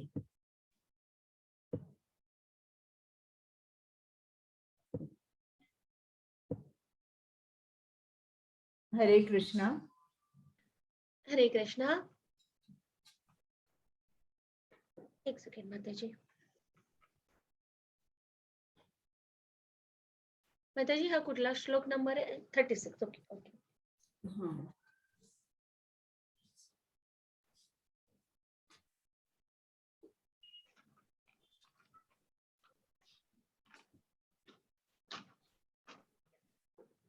अवांच वादांश्च बहुन् वदिष्यन्ति तवाहितः निन्दस्तस्तव सामर्थ्यः ततो दुःखतरं नु किम्. तुझे शत्रू तुला निंदनीय शब्द बोलतील व तुझ्या क्षमतेचा तिरस्कार करतील, तुझ्यासाठी यापेक्षा वेदनादायक आणि आणखी काय असू शकते. हरे कृष्ण. आता इकडे आपण आतापर्यंत काय बघितलं की कृष्णाने अर्जुनाला आत्म्याचं ज्ञान दिलं. त्याला सांगितलं की आत्मा हा अमर आहे आणि कुठल्याही शस्त्राने आत्म्याला मारता येत नाही. आणि तू जी दया दाखवतोयस ती शरीरावर दाखवतोयस. ज्याप्रमाणे मी तुम्हाला विचारलं की एखादा माणूस बुडतोय आणि तुम्ही जर उडी मारली पाण्यामध्ये तर तुम्ही त्याचं घड्याळ, त्याचा सूट नाही काढणार, तर त्याला वाचवा. त्याचप्रमाणे इकडे कृष्ण अर्जुनाला सांगतोय की तू दया वस्त्राकडे दाखवू नकोस, आत्म्याकडे बघ. हे जे शरीर आहे हे आत्म्याचं एक वस्त्र आहे. आता इकडे कृष्ण त्याला उत्तर देतो, आनंद नाही. मग अर्जुन म्हणतो की मला काय हे युद्ध जिंकलो अथवा न जिंकलो की मला काय आनंद मिळणार नाही. मग इकडे पहिलं समजवताना कृष्ण काय सांगतोय की तू असं म्हणू नकोस, तू एक क्षत्रिय आहेस आणि तुला माहिती आहे का की क्षत्रियला सगळ्यात वेदनादायक काय असतं की कोणी क्षत्रियाचा अपमान केला तर ते क्षत्रियाला सहन होत नाही. आणि तू जर युद्धभूमी सोडून गेलास तर सगळे शत्रू तुला खूप तुझ्याबद्दल वाईट बोलतील आणि तुझ्या क्षमतेचा अपमान करतील. आणि असं जर झालं तर तू आणिच दुःखामध्ये बुडून जाशील. आणि तू क्षत्रिय आहेस, तू काय ब्राह्मण नाही आहेस की तू गप्प बसशील, ऐकून घेशील. तेवढं वैराग्य तुझ्यामध्ये नाहीये. म्हणून तू हे युद्ध कर, तू सोडू नकोस. हरे कृष्णा. हरे कृष्णा. हे कुंतीच्या मुला, एकतर तू रणांगणावर ठार होशील आणि स्वर्गीय ग्रहावर जाशील किंवा जिंकशील आणि ऐहिक साम्राज्याचा आनंद घेशील. म्हणून उठून दृढनिश्चयाने लढ. हरे कृष्ण. आता इकडे कृष्ण सांगतोय अर्जुनाला दोन गोष्टी होऊ शकतील युद्धामध्ये. तू जिंकशील किंवा तू मरशील. तू जर जिंकलास तर काय होईल की तू या पूर्ण पृथ्वीवर राज्य करशील आणि तुला त्या राज्याचा उपभोग घेता येईल. आणि समजा जर तू या युद्धामध्ये तुला मृत्यू आला तर तुला वीरगती प्राप्त होईल. तू स्वर्ग लोकावर जाशील, तिकडे हजारो वर्ष राहशील आणि तिकडे तू सुखाचा आनंदाचा उपभोग घेशील. म्हणजे दोन्ही ते आनंद आहे. तू जिंकलास तर तू इकडे पृथ्वीवर राज्य करशील आणि जर तुला मृत्यू आला तर तू स्वर्गात जाऊन उपभोग घेशील. मग अर्जुन तू असं का म्हणतोयस आनंद नाही? तर जो आध्यात्मिक गुरु असतो त्याची जी विजन असते ती खूप वेगळी असते. आणि जेव्हा आपण ती बघतो, आध्यात्मिक गुरुची जी विजन बघतो, तेव्हा आपल्याला खरं काय चित्र आहे ते समोर दिसतं.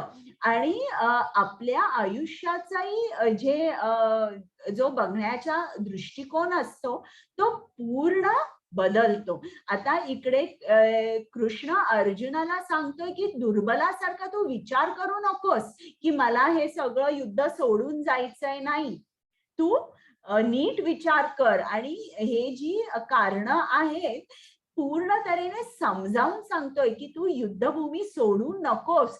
सगळे शत्रू तुझा अपमान करतील, मग तुझी परिस्थिती काय होईल? आता इकडे दाखवलंय की कृष्ण सांगतोय तू जिंकलास पृथ्वीवर राज्य करशील आणि जर तुला मृत्यू आला तर तू स्वर्गात जाशील आणि तिकडे तू आनंदाचा उपभोग घेशील. तर दोन्हीकडे आनंद आहे. हरे कृष्ण. हरे कृष्ण. या प्रयत्नात कोणतेही नुकसान होणार नाही आणि या मार्गावरील थोडी प्रगती एखाद्याला सर्वात धोकादायक प्रकारच्या भीतीपासून वाचवू शकते. हरे कृष्ण. तर इकडे आपल्याला लक्षात येतं की जेव्हा आपण कृष्णाकडे जातो आणि थोडा जरी आपण प्रयत्न केला तर त्यात नुकसान होत नाही आणि एखाद्याला सर्वात धोकादायक प्रकारच्या भीतीपासून मुक्ती मिळते. आता मला कोणी सांगेल का, मी तुम्हाला अनम्यूट करते, की सर्वात या जीवनामध्ये सर्वात धोकादायक तुम्हाला काय वाटतं, काय आहे? मृत्यू. हा बोला रुपाली माताजी. मृत्यू. ओके. आणि कोणाला सांगायचंय?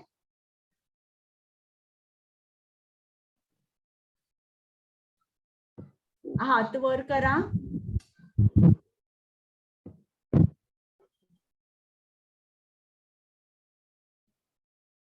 विपुला माताजी. विश्वासघात. काय? एखाद्याचा मला आवाज येत नाहीये ऐकू.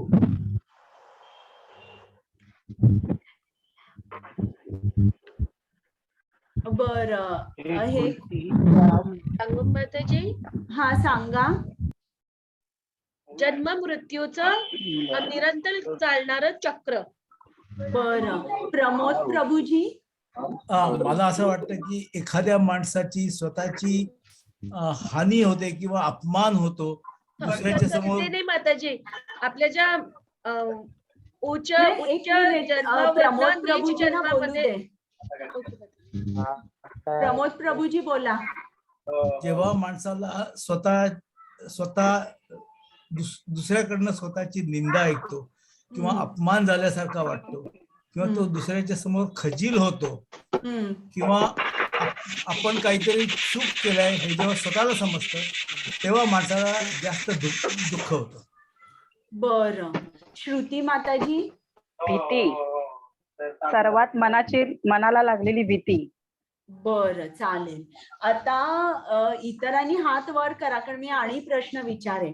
तर सर्वात मोठा धोका म्हणजे इकडे काय आहे की आपल्याला आता मनुष्य जन्म मिळाला आहे आणि मनुष्य जन्मामधून आपली अधोगती जर झाली आणि आपण प्राण्यांच्या योनीत जन्म घेतला तर हा सर्वात मोठा धोका आहे. सर्वात मोठा धोका आहे आणि हे तुम्हाला पुढच्या अध्यायात समजेल की आपण काय केल्यावर आपण प्राण्यांच्या योनीमध्ये जन्म घेऊ शकतो. असं नाहीये की एकदा आपल्याला मानव जन्म मिळाला की पुढच्या जन्मात सुद्धा आपल्याला मानव जन्मच मिळेल आणि प्राण्यांच्या योनीमध्ये जन्म घेतल्यावर आपण हरे कृष्णाचा मंत्र जपू शकत नाही, देवाची सेवा करू शकत नाही किंवा आपण पूर्ण अंधकारात राहतो आणि आपल्याला कृष्णाचं विस्मरण होतं. हा सर्वात मोठा धोका आहे.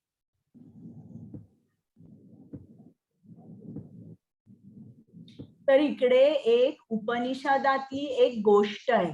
तर त्यात एक उंदीर असतो आणि या उंदराला स्ट्रॉबेरी खायला खूप आवडते.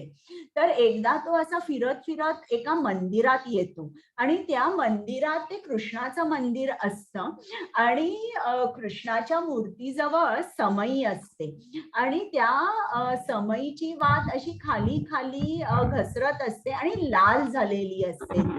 तर या उंदराला काय वाटतं की ही एक इकडे फळच आहे आणि लाल रंग असल्यामुळे त्याला असं वाटतं की ही पण एक स्ट्रॉबेरी आहे. म्हणून तो काय करतो, लगेच मंदिरात जातो आणि त्या समईमध्ये ते फळ खाण्यासाठी तो उडी मारतो आणि उडी मारल्याबरोबर काय होतं की ती वात आहे ती वर सरकते आणि परत ती प्रज्वलित होते आणि हा उंदीर जो असतो तो गरम तेलामध्ये भाजून मरतो आणि तो जो उंदीर आहे तो कृष्णाच्या चरणापाशी त्याचे प्राण सोडतो.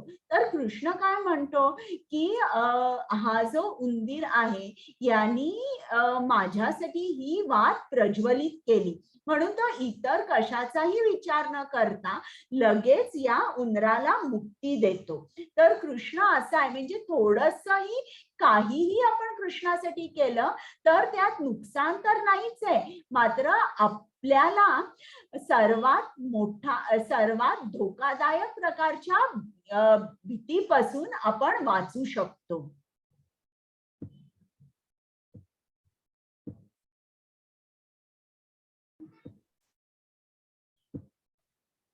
आता इकडे प्रभू रामचंद्रांची गोष्ट ही तुम्हाला माहितीच आहे की एका खारीनी कशी प्रभू रामचंद्रांना मदत केली आणि ही सुद्धा मदत जेव्हा केली तेव्हा प्रभू रामचंद्रांना आनंद झाला. असं नाही की ही जी सगळी वानर सेना होती त्यांनी मोठमोठी दगड आणली आणि ती पाण्यामध्ये फेकली, पण या खारीनी सुद्धा तिच्या मनाने तिला जेवढी शक्ती होती तर आपल्या तोंडामध्ये वाळूचे कण घेऊन ती त्या समुद्रामध्ये फेकत होती. तर ही जी तिची मदत तिने केली, तर ही सुद्धा सेवा अनमोल होती. आता इकडे अर्जुनाचा प्रश्न असतो की सर्व गुरुजनांना मी मारणार, माझे बंधू आहेत, माझे आजोबा आहेत, भीष्म पितामह, हे पाप आहे. तर मग इकडे कृष्ण समजावून सांगतो की जेव्हा तू माझे इन्स्ट्रक्शन्स फॉलो करतोस त्यात पाप नाहीये, की हा माझा आदेश आहे, माझी आज्ञा आहे की तू युद्ध कर, तर त्यात पाप नाहीये. ज्याप्रमाणे आपलं समजा जर भारताचं युद्ध झालं पाकिस्तान बरोबर किंवा चायना बरोबर, तेव्हा भारतीय सैनिक जे असतात ते आपल्या सरकाराचा आदेश पाळत असतात. मग त्यांनी हजारो, जरी एका माणसाने, एका सैनिकाने हजारो शत्रूच्या सेनेला हजारोनी मारलं, हजार शत्रू सैनिक मारले, तरी त्याला कोणीही जेलमध्ये घालत नाही. उलट तर त्याचा गौरव केला जातो. प्रत्येक न्यूजपेपर मध्ये त्याचा फोटो येतो. ज्याप्रमाणे हनुमानाने लंकेला आग लावली, तर आता हनुमानाचं आणि रावणाचं हे दोघं होते आणि रावणाने सांगितलं की याच्या शेपटीला आग लाव. आता इतर जे लंकेतले निष्पाप निवासी होते त्यांच्या घरावर सुद्धा आग लागली आणि ते काही या दोघांमध्ये, हनुमान आणि रावण या दोघांमध्ये झालं. पण इतर जे लंकेचे निवासी होते त्यांना सगळं हे भोगावं लागलं. एवढं म्हणजे घर त्यांचं भस्म झालं, खूप नुकसान झालं. तर असं बघायला गेलं तर आपण म्हणू शकतो की हे मोठं पाप आहे की जी निष्पाप लोक आहे त्यांच्या घराला हनुमानाने का आग लावली. तर हे जे आहे, हे जे हनुमानाने केलं तो भक्तीचा उच्च स्तर हनुमानाने गाठला. हा जो दृष्टिकोन आहे हा आध्यात्मिक दृष्टिकोन आहे. आणि हनुमान जो आहे, जरी त्यांनी लंकेला आग लावली तरी तिन्ही लोकात हनुमान वंदनीय आहे. तर इकडे श्रील प्रभुपादांनी पहिल्या अध्यायामध्ये 36व्या श्लोकात लिहिलेलं आहे की आपण आता कृष्ण भावनाभावी जीवन जगतो. म्हणजे काय, असं नाही की कोणी आपल्याला काही केलं तर आपण गप्प ऐकावं, असं नाही. तर त्यांनी सांगितलंय की 6 आतंकवादी, 6 तऱ्हेचे, म्हणजे 6 अग्रेसर्स किंवा 6 आक्रमक लोक जे असतात त्यांना त्यांच्या बरोबर आपण भांडलं पाहिजे. तर ते 6 आक्रमक कोणते, की जे कोण आपल्या घराला आग लावतात, जे कोण अस्त्राशस्त्राने आपल्याला मारतात, जे कोण आपल्याला विष देऊन मारायचा प्रयत्न करतात, जे आपली पूर्ण धनसंपत्ती लुटतात, किंवा जे कोण आपण राहतोय ती जी किंवा आपली जी प्रॉपर्टी आहे ती हिसकावून घेतात. या 6 लोकांना तुम्ही कधीच सोडलं नाही पाहिजे. ज्याप्रमाणे तुम्ही ज्या देशात राहता त्या देशामध्ये जे कोर्ट आहे त्या कोर्टामध्ये जाऊन तुम्ही त्याप्रमाणे, त्या नियमाप्रमाणे जाऊन लढलं पाहिजे. म्हणजे इकडे आपल्याला समजतं की कृष्ण भावनाभावी जीवन म्हणजे असं नाही की आपण गप्पच बसायचं, असं नाहीये.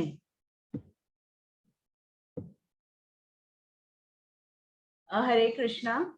हरे कृष्ण माताजी. जे या मार्गावर आहेत ते हेतूने दृढ आहेत आणि त्याचे ध्येय एक आहे. हे गुरुच्या प्रिय बालक, निर्विकार असलेल्याची बुद्धी अनेक शाखांनी युक्त असते. हरे कृष्ण. आता इकडे तुम्हाला अर्जुन दिसतोय आणि अर्जुनाला म्हणजे अर्जुन आणि इतर जे कौरव होते, जे द्रोणाचार्यांचे शिष्य होते, त्यांनी सांगितलं की हा इकडे पक्षी मी ठेवलेला आहे आणि पक्षाच्या डोळ्यावर बाण लागला पाहिजे. तर इतरांनी सगळ्यांनी सांगितलं की आम्हाला झाडं दिसतायत, गवत दिसतंय, डोंगर दिसतंय, पण अर्जुन हा एकटाच होता ज्यांनी सांगितलं की मला फक्त पक्ष्याचा डोळा दिसतोय. आणि मग द्रोणाचार्यांनी त्याला सांगितलं उठ आणि बाण मार म्हणून. तर इकडे अर्जुन असमंजस आहे. म्हणून कृष्ण काय सांगतोय की तुझा जो गोल आहे किंवा तुझं जे लक्ष्य आहे ते एक नाहीये, तुला सगळ्याच गोष्टी पाहिजेत असं नाही होणार. तुझं लक्ष एक ठेव. जर तुला मी सांगतोय तसं ऐकायचं असेल तर इतर कोणाचाही तू विचार करू नकोस. तुझी बुद्धी जी आहे त्याला अनंत शाखा फुटलेल्या आहेत. तुझी बुद्धी निश्चयात्मक कर आणि निश्चयात्मक बुद्धीने तू हे युद्ध कर. त्याचप्रमाणे तुम्ही आता आपण हे करतो, जप करतो, मंदिरात जातो, पण आपल्याला आपण म्हणतो अरे पण मी इतका जप करते पण मी अजूनही मला असं कुठेही माझ्या जीवनामध्ये आनंद शांती असं दिसत नाहीये. तेव्हा तुम्ही विचार करा तुमची बुद्धी कशी आहे, निश्चयात्मक बुद्धी आहे का, तुम्हाला काय काय पाहिजे. खरोखर तुम्हाला कृष्ण हवाय की तुम्हाला कृष्णाचा उपयोग तुमच्या भौतिक इच्छा पूर्ण करायला कृष्ण हवाय. तर तुम्हाला खरोखर कशाला हवाय की तुमची बुद्धी आणि किंवा तुमचा एम जो आहे, तुमचं लक्ष जे आहे ते फक्त कृष्ण पाहिजे. मग तुम्ही निश्चितच तुम्हाला शांती, समाधान, आनंद भरभरून मिळेल. हरे कृष्ण. हरे कृष्ण. भगवान म्हणाले, हे पार्थ, जेव्हा मनुष्य मानसिक उपचारातून उत्पन्न झालेल्या सर्व प्रकारच्या इंद्रिय इच्छाचा त्याग करतो आणि जेव्हा त्याच्या मनाला एकांतातच समाधान मिळते तेव्हा तो शुद्ध दिव्य चैतन्यात असतो असे म्हणतात. दुःखेष्वनुद्विग्नमनाः सुखेषु विगतस्पृहः वीतरागभयक्रोधः स्थितधीर्मनिरुच्यते. जो त्रिविध दुःखातही मन विचलित होत नाही किंवा आनंद असतानाही आनंदी होत नाही आणि जो आसक्ती, भय आणि क्रोधापासून मुक्त असतो त्याला स्थिर स्थिर चित्ताचा ऋषी म्हणतात. आता इकडे कृष्णाने सांगितलंय की तुझ्या बुद्धीना अनंत शाखा फुटल्यात म्हणून तू असमंजस झालेला आहेस. तुला सगळं काही हवंय पण तू मी काय सांगतोय त्या आज्ञेचं पालन कर. तुझी बुद्धी निश्चयात्मक कर, एकाग्र कर. मग अर्जुन विचारतोय कृष्णाला की ज्याचे मन एकाग्र असते तो कसा असतो, तो कसा चालतो, कसा बोलतो, कसा बसतो. तर मग इकडे कृष्णाने सीताधीर मुनीचं सर्व काही सांगितलंय की तो कसा असतो आणि तो त्याची इंद्रिय जी असतात ती कशी असतात आणि तो कसा असतो हे आता कृष्णाने सांगितलंय. तर इकडे एक लक्षात घ्या की कृष्ण आपल्याला सांगत नाहीये तुम्ही तुमची नोकरी सोडा, तुम्ही तुमचा परिवार सोडा, तुम्ही तुमचे मित्र मैत्रिणी सोडा, तुमचं कर्तव्य सोडा. कृष्ण नाही. कृष्ण आपल्याला एकच गोष्ट सांगतोय की तुम्ही तुमच्या इंद्रिय तृप्तीची इच्छा सोडा आणि माझ्या इंद्रिय तृप्तीसाठी तुम्ही जगा. हे आपल्याला कृष्ण सांगतो. आता इकडे त्यांनी प्रल्हाद महाराज दाखवलेले. तर प्रल्हाद महाराजांचं मन कसं होतं की रोज त्याला काही ना काहीतरी त्याचे वडील त्रास द्यायचे आणि रोज एक त्याचं जीवन म्हणजे रोजची एक परीक्षा होती. तर तरी देखील तो जरा सुद्धा विचलित झाला नाही आणि 100% तो त्याला खात्री होती की कृष्ण मला वाचवणार आहे. म्हणून तो एकसारखा नामामध्ये दंग होता. तर हे जे सीताधीर मुनी असतात तर आपण कसे असतो, आपण शारीरिक स्तरावर असतो, हे आत्म्याच्या स्तरावर असतात. जरी साप किंवा हे जे सगळे अस्त्र शस्त्र आहेत त्यांना पक्क माहित असतं की शरीराला जरी काही झालं तरी मला काही फरक नाही पडणार आहे. माझा जो आत्मा आहे त्या आत्म्यासाठी, तो आत्मा कृष्णाचा अंश आहे, त्या आत्म्यासाठी मला नाम हे घेतलंच पाहिजे. मग कुठलीही परिस्थिती समोर येऊ दे, त्यांच्या मुखातून नाम निघतं आणि त्यांना अभय मिळतो. ते कधीही विचलित होत नाही. आणि त्याचप्रमाणे श्रील प्रभुपाद सुद्धा तसेच होते. ते अमेरिकेला गेले, 28 दिवसांचा प्रवास होता. मग त्यांना 2 हार्ट अटॅक्स आले जेव्हा ते बोटीवर होते. आणि तिकडे गेल्यावर सुद्धा ते बॉस्टन मध्ये पहिल्यांदा गेले. तर ती जी एरिया होती ती पण म्हणजे आपली इकडे कशी मुंबईमध्ये धारावी वगैरे अशी ती एरिया होती. म्हणजे कित्येकदा पुस्तकात लिहिलेलं आहे की ते जेव्हा जायचे तेव्हा त्या रस्त्यावर हिप्पी आणि असे लोक, ड्रग ऍडिक्ट्स वगैरे, दारू पिऊन हातात बाटली असे झोपलेले उघडे नागडे असे ते रस्त्यावर पडलेले होते. त्यांच्या इकडनं म्हणजे अशा एरियामधून त्यांना ते जात होते. परत ते जिकडे राहत होते तर तिकडे घरी ती लोक नॉनव्हेज खायची. म्हणजे श्रील प्रभुपाद आपलं जेवण करायचे, पण ते जेवण करून फ्रीज मध्ये थोडस ठेवायचे. तर बाजूला चिकन मटण असं ठेवलेलं असायचं. पण जरा सुद्धा त्यांचं मन विचलित झालं नाही. त्यांनी विचार नाही केला की अरे बापरे, हे मी कुठे आलो, मी संन्यासी आणि कुठल्या ठिकाणी आलो, आता आपण परत भारतात जाऊया. त्यांचं मन विचलित नाही झालं.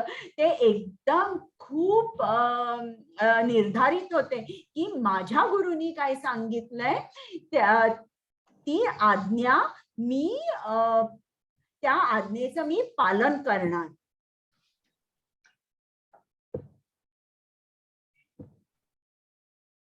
हरे कृष्ण. आता 5च मिनिटं आहेत. हरे कृष्णा. इंद्रियांच्या वस्तूचे चिंतन करताना माणसाला त्याच्याबद्दल आसक्ती निर्माण होते आणि अशा आसक्तीतून वासना विकसित होते आणि वासनेतून क्रोध उत्पन्न होतो. रागातून संपूर्ण ब्रह्म निर्माण होतो आणि ब्रह्मातून स्मरण शक्तीचा भ्रमनिरास होतो. स्मृती विचलित झाली की बुद्धी नष्ट होते आणि बुद्धी नष्ट झाली की पुन्हा भौतिक तलावात पडते. हरे कृष्ण. आता इकडे कृष्णाने सांगितलं की सीताधीर मुनी कसा असतो सांगितलं. त्याची सगळी इंद्रिय संयमित असतात, नियंत्रित असतात. मग आपल्याला जर सीताधीर मुनी व्हायचं असेल तर आपल्यामध्ये काय ब्लॉकर्स असतात हे कृष्णाने खूप छान तऱ्हेने समजावून सांगितलंय.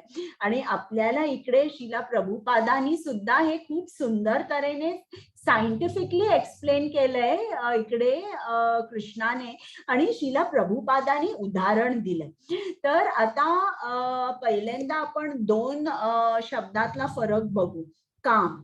काम म्हणजे काय की असंख्य आपल्या इच्छा, आपल्या इंद्रिय तृप्तीसाठी ज्या ज्या इच्छा असतात त्यांना काम म्हणतात.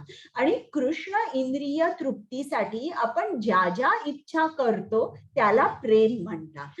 तर आता इकडे त्यांनी उदाहरण दिलंय की आता आपल्याला सीताधीर मुनी का होता येत नाही, मग काय ब्लॉकर्स असतात. तर इकडे त्यांनी एका मुलाचं आणि मुलीचं उदाहरण दिलंय. तर आपण काय करतो, इकडे एक मुलगा दाखवलाय आणि त्याला ही मुलगी आवडते म्हणून तो या मुलीचा विचार करतो. तर जेव्हा तो विचार करायला लागतो, चिंतन करायला लागतो, तेव्हा त्याला एक अटॅचमेंट निर्माण होते किंवा आसक्ती निर्माण होते. आणि मग त्याला वाटतं की आपण रोज त्या मुलीकडे बोलावं. मग तो विचार करतो, घरी चिंतन करतो, अरे हिचा आवाज किती गोड आहे, ही किती चांगल्या स्वभावाची आहे.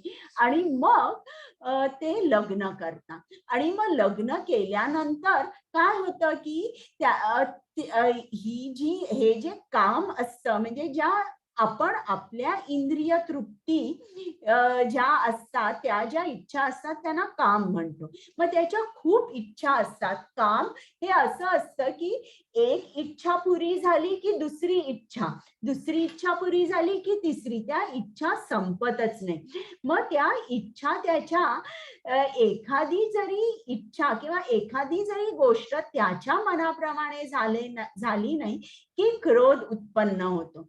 आणि जेव्हा क्रोध होतो तेव्हा पहिल्यांदा बुद्धी जी असते ती नष्ट होते. आणि जेव्हा बुद्धी नष्ट होते तेव्हा स्मरण शक्तीचा भ्रमनिरास होतो, माणूस भ्रमिष्ट होतो.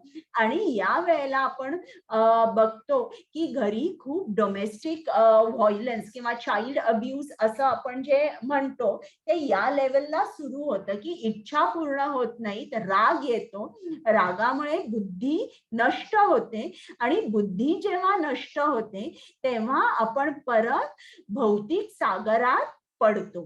तर हे आपल्याला श्रील प्रभुपादांनी छान उदाहरण देऊन समजावलेलं आहे स्टेप बाय स्टेप की काय होतं, आपल्याला आपली बुद्धी नष्ट कशी होते, काम काय आहे. काम म्हणजे असंख्य इच्छा आणि त्या न संपणाऱ्या इच्छा असतात. तर या 8 पायऱ्या आहेत ज्यांनी आपण भौतिक सागरात पडतो. तर इकडे त्यांनी या सगळ्या 8 स्टेप्स दिलेल्या आहेत. तर पहिलं चिंतन, त्या मुलाला ती मुलगी आवडते, मग आसक्ती निर्माण होते, त्याला असं सारखं वाटतं की आपण तिला भेटावं. मग लालसा, वासना, मग ते एकत्र राहायला लागतात. मग तरी पण इच्छा अशा असतात की त्या संपतच नाही. इच्छा आपल्या पुऱ्या नाही झाल्या की राग येतो. रागामुळे काय होतं, आपण भ्रमिष्ट होतो. मग आपली बुद्धी काम करत नाही, बुद्धी नष्ट होते आणि मग आपण भौतिक सागरात पडतो. हरे कृष्ण. हरे कृष्णा.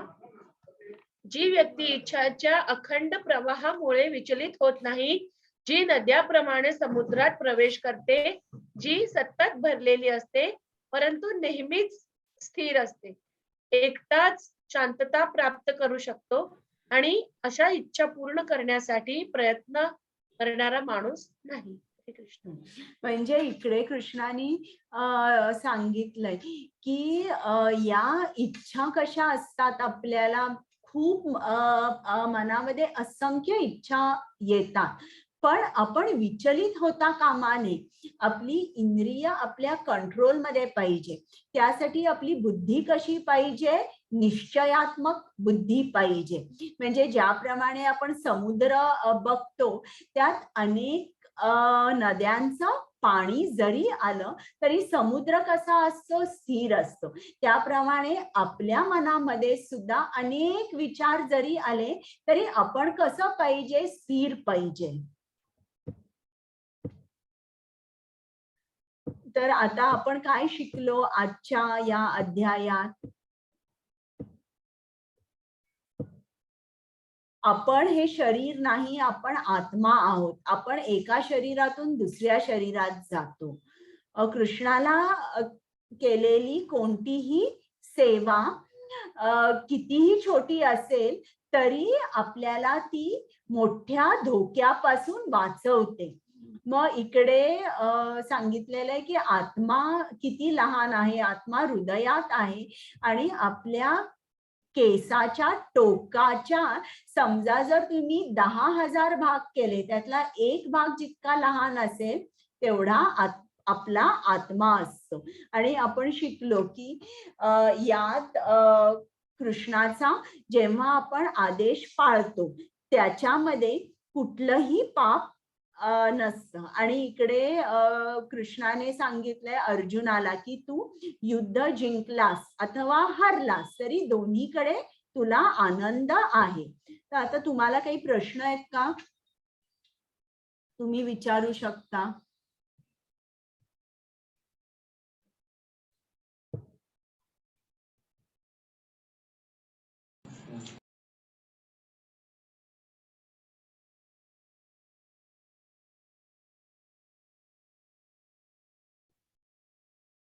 हरे कृष्ण माताजी, तुम्ही हरे कृष्ण. हा, आता सगळेजण तुम्ही प्रश्न unmute होऊन विचारू सांगा. शकता.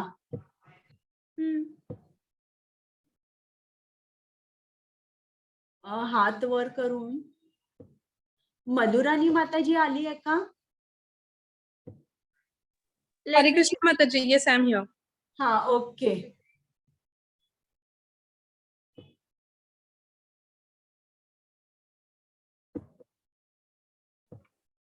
हरे कृष्ण माताजी, can I leave now? हा हा, ओके. Thank you माताजी. हरे कृष्ण. कोणाला काही क्विज रिलेटेड क्वेश्चन आहेत का? तुम्ही एनरोल केल्यावर तुमचे ईमेल आयडी आणि पासवर्ड टाकून क्विज स्टार्ट करू शकता. फर्स्ट चॅप्टर तुमचा काल झाला आहे, तर तुम्ही काल फर्स्ट चॅप्टर पासून आता क्विज चालू करू शकता. आणि सेकंड चॅप्टर पण आज ओपन झाला असेल. जसजसे चॅप्टर्स तुमचे झूम वर क्लासेस होत जातील तस तसे क्विजची लिंक नेक्स्ट चॅप्टर साठी ओपन होत राहील. तर तुम्ही एनरोल करा आणि क्विज साठी प्रयत्न करा. म्हणजे काही एरर येत असेल, प्रॉब्लेम येत असेल तर तुम्ही झूम क्लासमध्येच विचारू शकता.